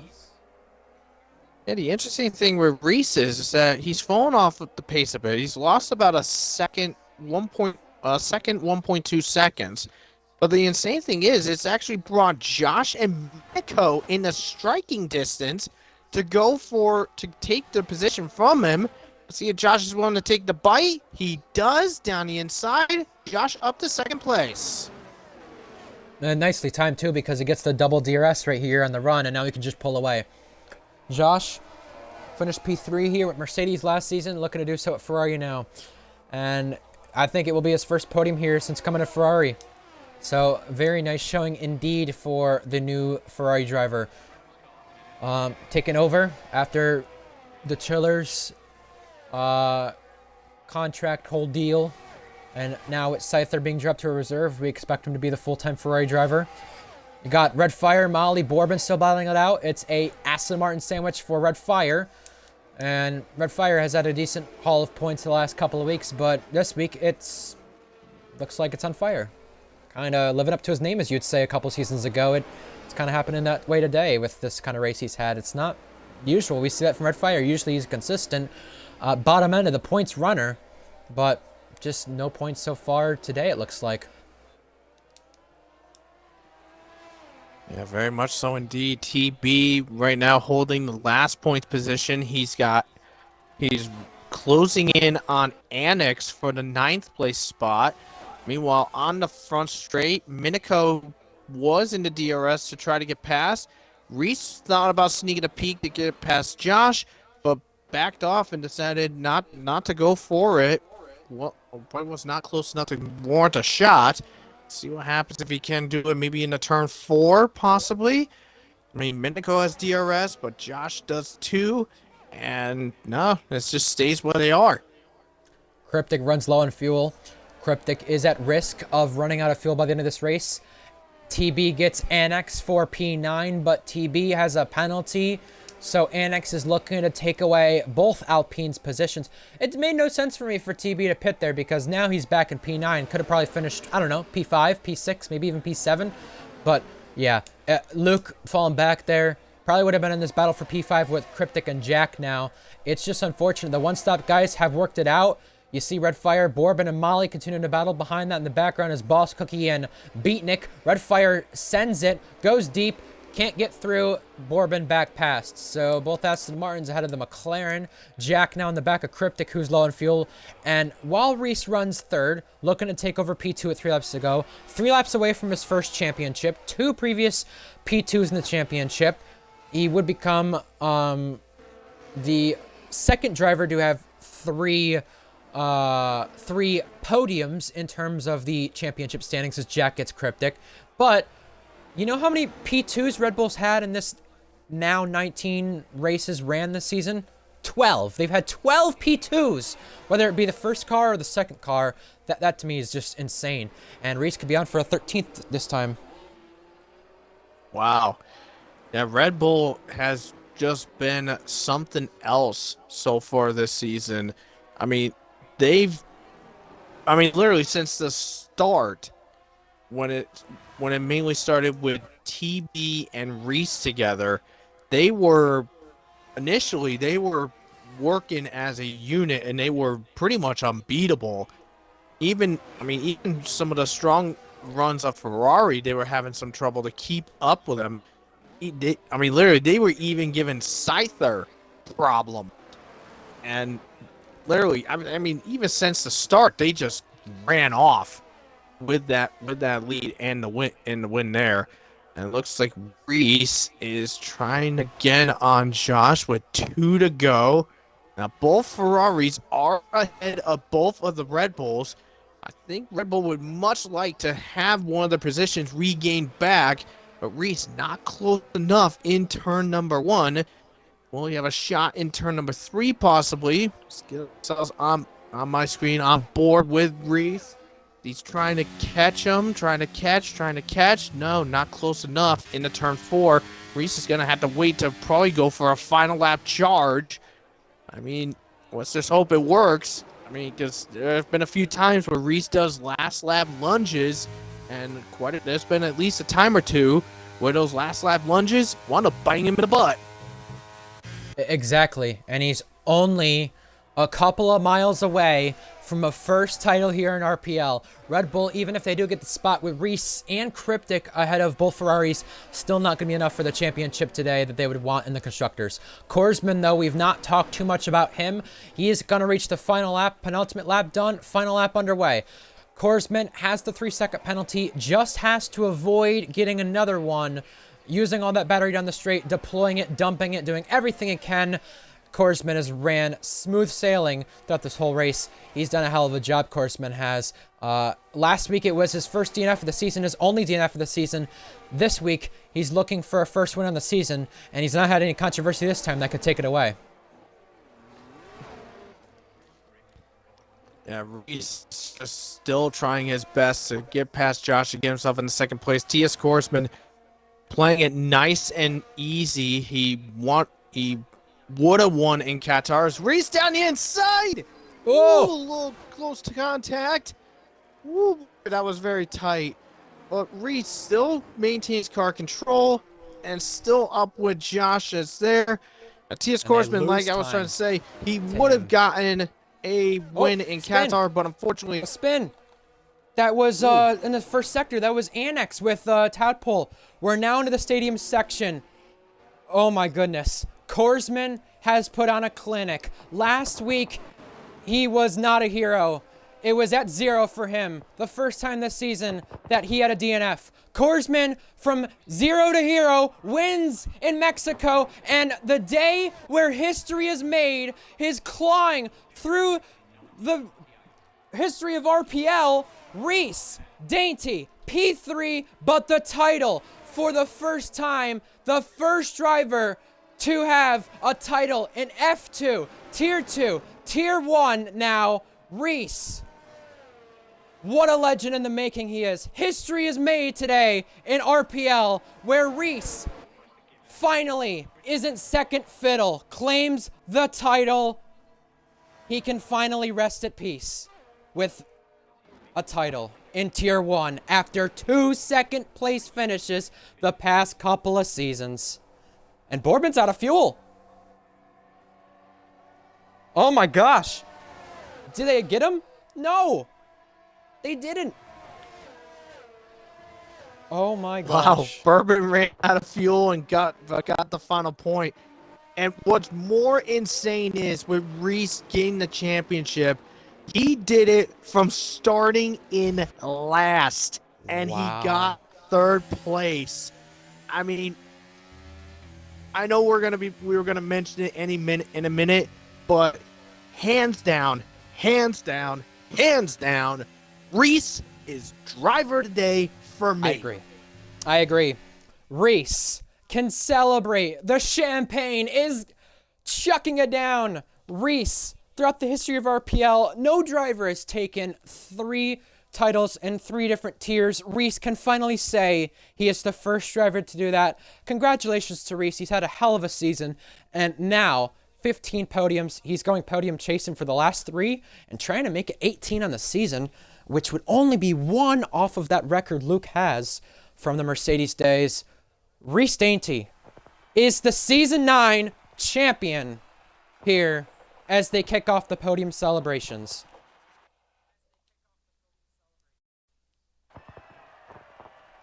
I know it's a bit of a, I know it's a game, and but I am feeling just a tiny bit emotional for Reese to Yes. finally stamp his mark to win a drivers' championship for the first time in his career.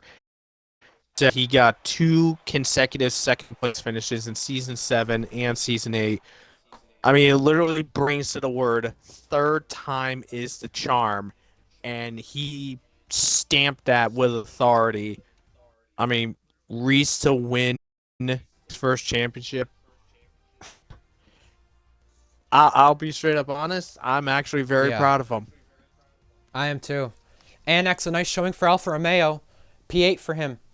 He's finished in P5 twice, in P6 twice, and now with a sixth consecutive finish in the points, P8 twice. 14th on the grid, I think probably a shout out from Best of the Rest, deserved right there. Minico, best finish. Jack in the top 5. Josh on the podium, we didn't mention a whole lot about him. Luke came back to finish 7th, and you could just see our final runners. I'm you heard me on that final lap. I had no words to describe Reese winning the title.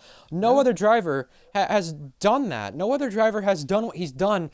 History in the making. It's a historical day for Reese. It just it really baffles me. And yeah, it is a video game at the end of the day. We all know it, but some drivers put some more dedication in than others. Some drivers here come to race, but there's enjoyment from it. There's, time. People look at it as, you could say, a distraction for some as well, something to make life of. But Reese Dainty, season 9 champion. It's official. It can be said. Red Bull can't say they're constructors champions just yet, but they've put on a good season too with Reese, and even with teammates like Cryptic, even with teammates of TB, all those guys who've been alongside him. And I think this is going to be a very, um, a very happy championship around the paddock, and a very popular one too, in terms of how the other drivers feel about it. I look at our champions. I see a lot of respectful people on there, but it's hard for me to think of someone more respectful in recent seasons than Reese. And I mean, we thought, hey, there might be a title race between him and Scyther. That came undone. I mean, he missed 7 races, Scyther did, and it didn't come the way it should have, where these two were going to battle it out. Reese almost was crumbling. I mean, in Italy, I mean, I spoke to him about it, and he was like, I want to beat Scyther so bad these last couple races. I want to get the max points possible if I can.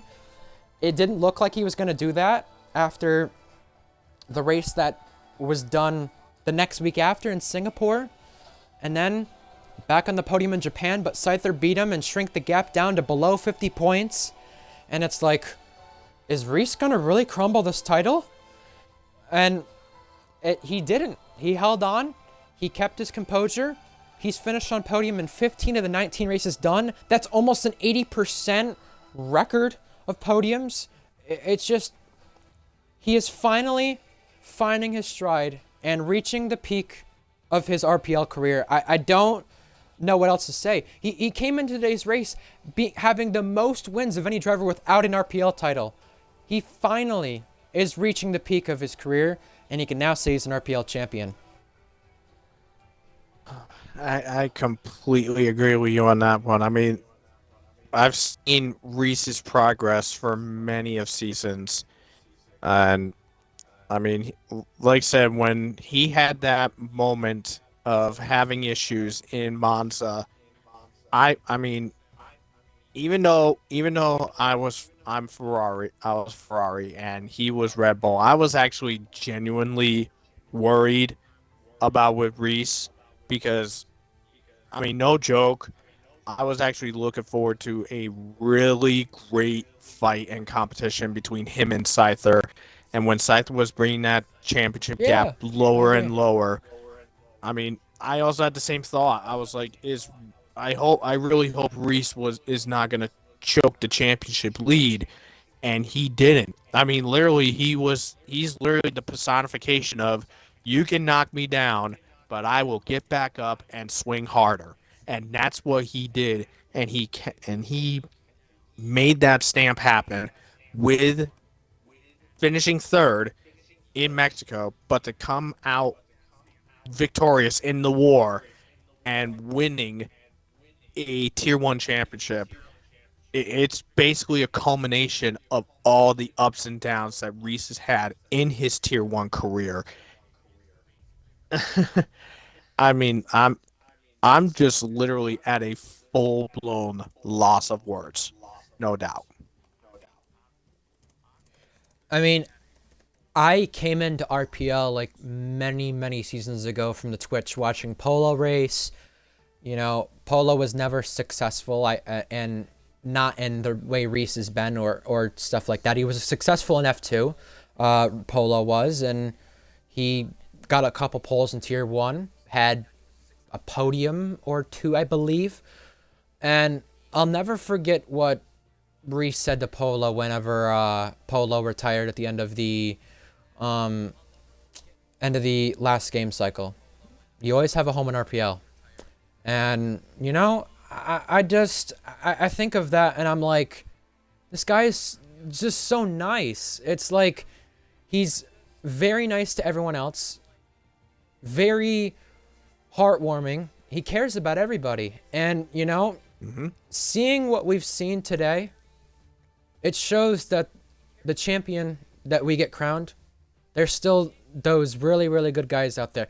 You know, it reminds me, you know, so much of these, you know, F1 races or even, you know, races in motorsports or even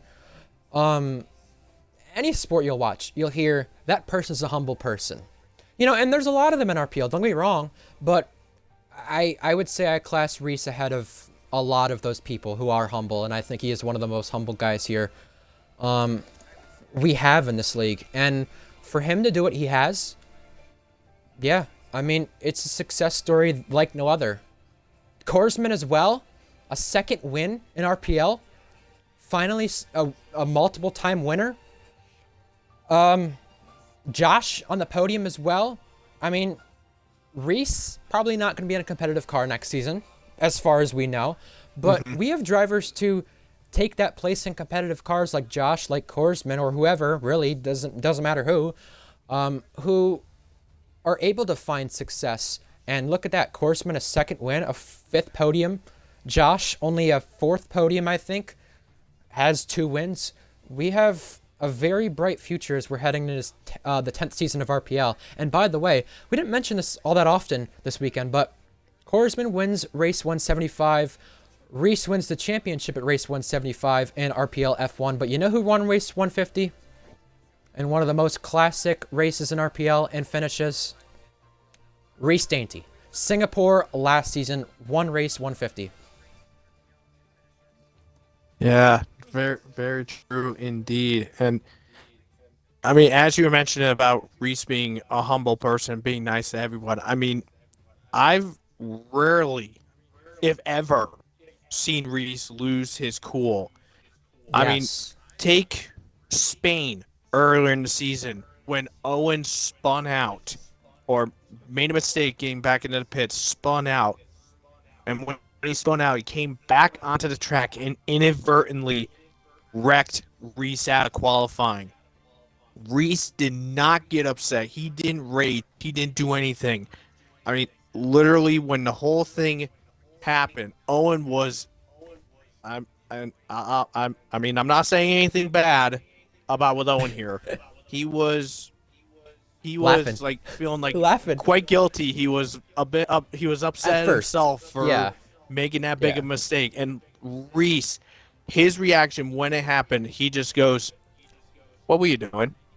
Just calm, chill, just nothing. He was just calm and chill about it. That's what kind of a driver he is. Yeah, I agree. We've got a little surprise here, though. I see I think you it. see it now. I think you do. He doesn't have long, but I'll ask the first question. Reese Dainty, make sure you include your audio. You're the Season 9 Tier 1 champ in RPL in F1. First of all, I want to ask, how does it feel? And second of all, I just want to say, the season you've put together, it's not been perfect every race, but not all championship seasons have to be. TB won less races last season. I think he's still tuning into the stream, so Yeah. I will invite him back. But I was gonna say how TB he won less races than a lot of people last season, but had more podiums. And Reese has the same amount of wins as Scyther, has more podiums though Reese does. So I just asked him if he's coming back. I know he doesn't have long, but it would be nice to get a little 5 minutes. He said, "I'm here, aren't I?" I said, "Nope, you just left." There he is. He's back. You might have to re-include it just because of leaving the party, rejoining that whole thing. I know you've had to do it with me before, Titan. There we go. There we go. I will let you know. Yeah. So, There you are. You're included. yeah, I'm here. There you go. I think you heard the question. But Yes. yeah, how does it feel? It feels nuts. I put the last 5 years of my league racing career because I've only dedicated myself to RPL only. I've not actually driven in any other leagues. Last 5 years I put in to try and get a title. I've never gave up because I knew that would be the wrong thing. I know if I've definitely got the pace, then I've definitely got I've got the power to do whatever I want. And most of being a champion or getting wins or poles is being lucky. It's not entirely just pace, but I'm happy to come out with what I have, and it's not set in yet, but I'm just waiting. I hear you. I'll ask one other question, and I'm going to hand it over to Titan to ask any questions. 15 podiums on the season. You came into today with the most wins of any driver without a title. I mean, look at those stats and fun facts. I mean, that's all you need. You are, I'd say, at the peak of your RPL career. You're finally finding the strides, finally putting it all together. It's been a near perfect season, and yeah, 15 podiums. You're tied second on the most podiums in a single season in RPL. 36 podium today. You're only 3 off of second all time. I mean, it's only season 9, and what's the future looking like now and all that kind of stuff, and how do you take in the stats from this season, everything else? Records, everyone's like, records don't mean anything, but you know what? It must feel nice as a driver, though, especially being dedicated to only RPL. Well, it's nice to know I've got as many podiums as I do.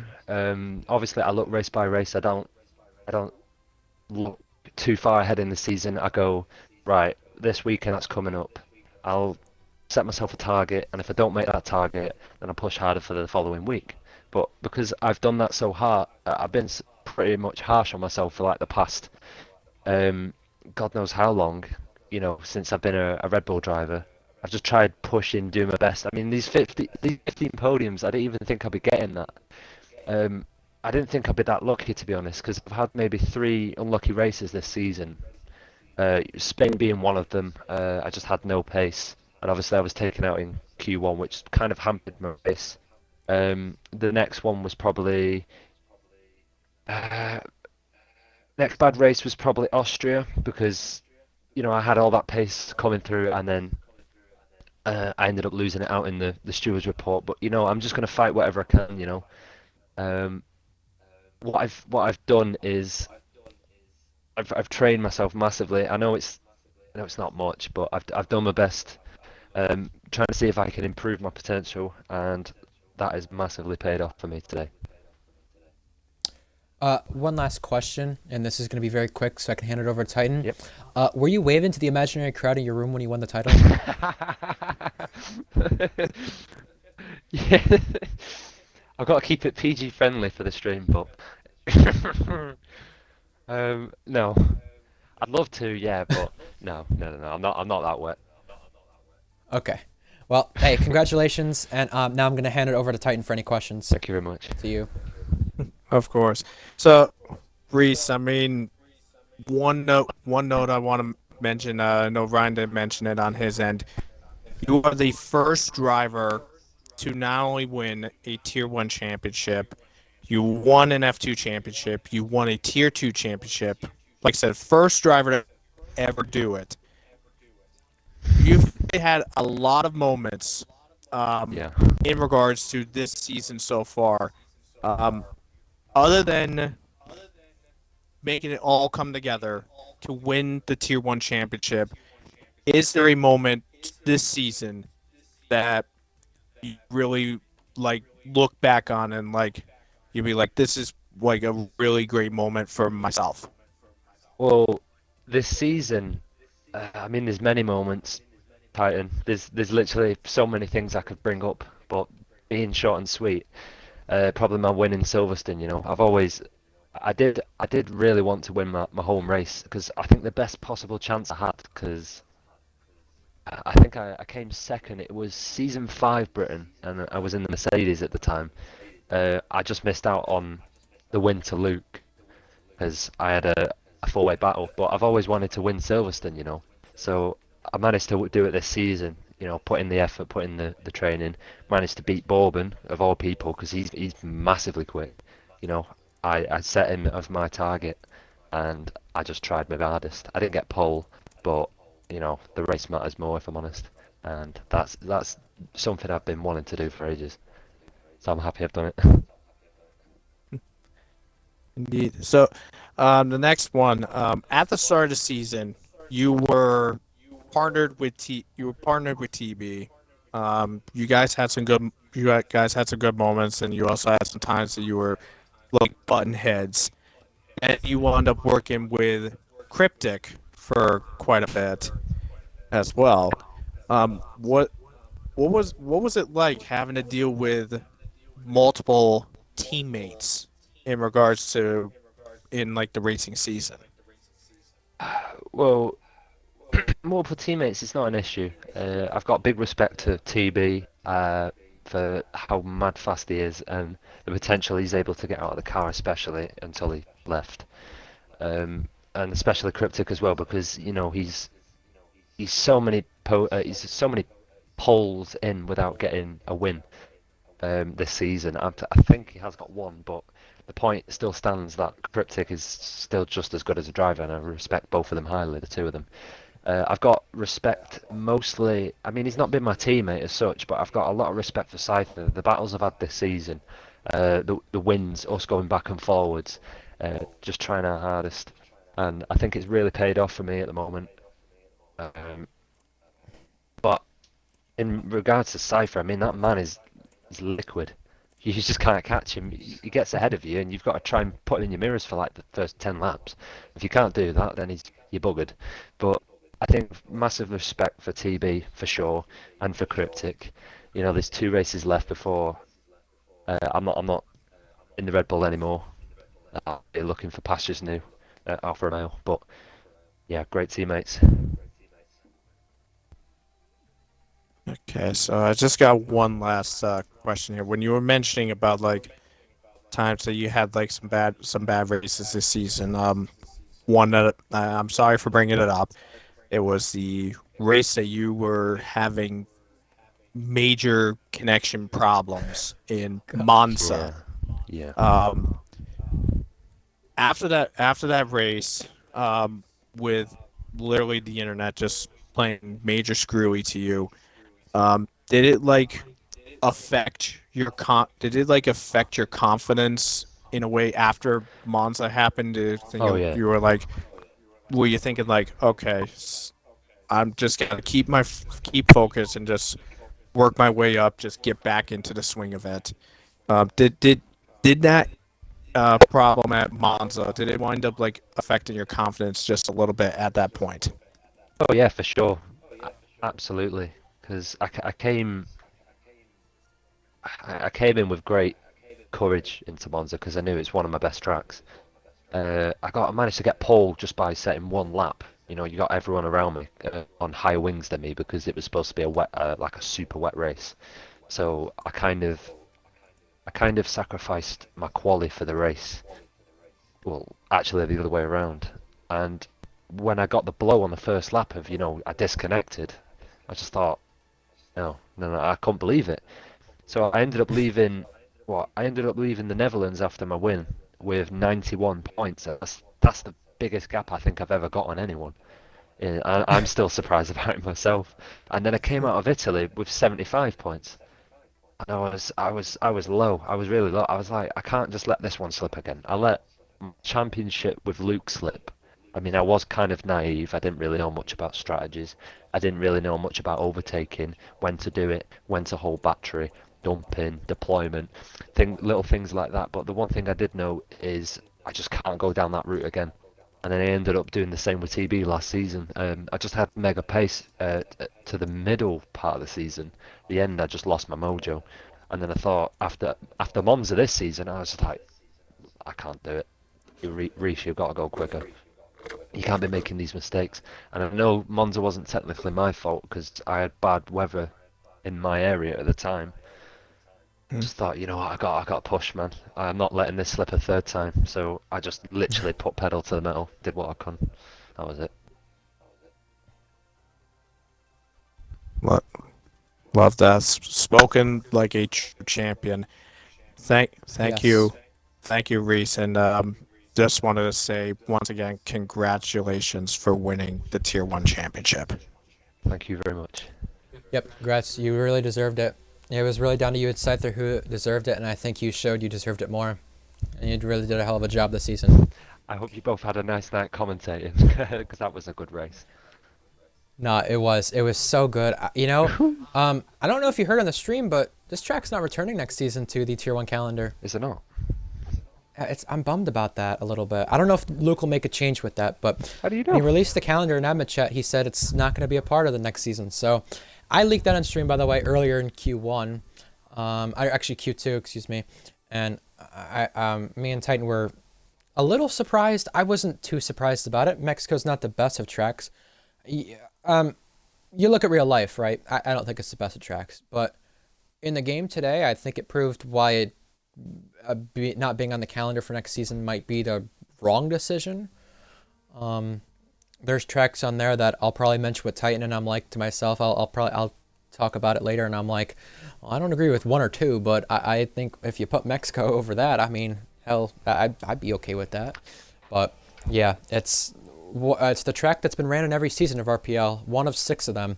So yeah, not going to return in season 10. That's a shame, man. I really like how flowy it is. I just thought it was going to be like I suggested a reverse calendar for the second season on this game. Yeah. I thought that would be Yeah. fun. People might like that, but who I knows? think it'll Mexico's probably be my the chance. thing on next game.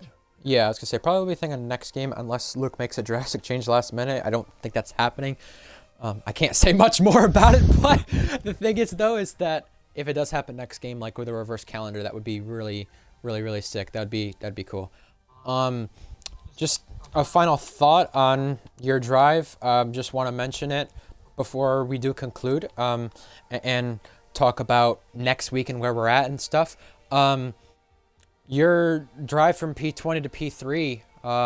Yeah, it was P3, right? Yeah, P3. You started at the back in Spain.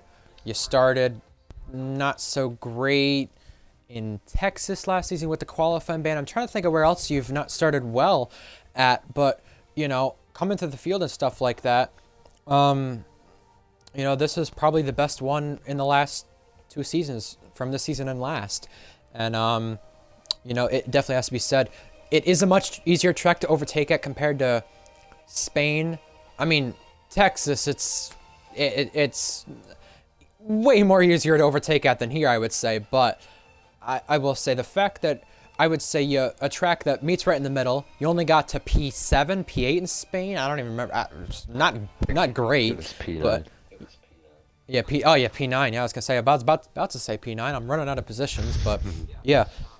The fact you're able to get P3 at a track that is easy to overtake, but not the easiest, in comparison to the 3 you've started the back, that impresses me. And you know what?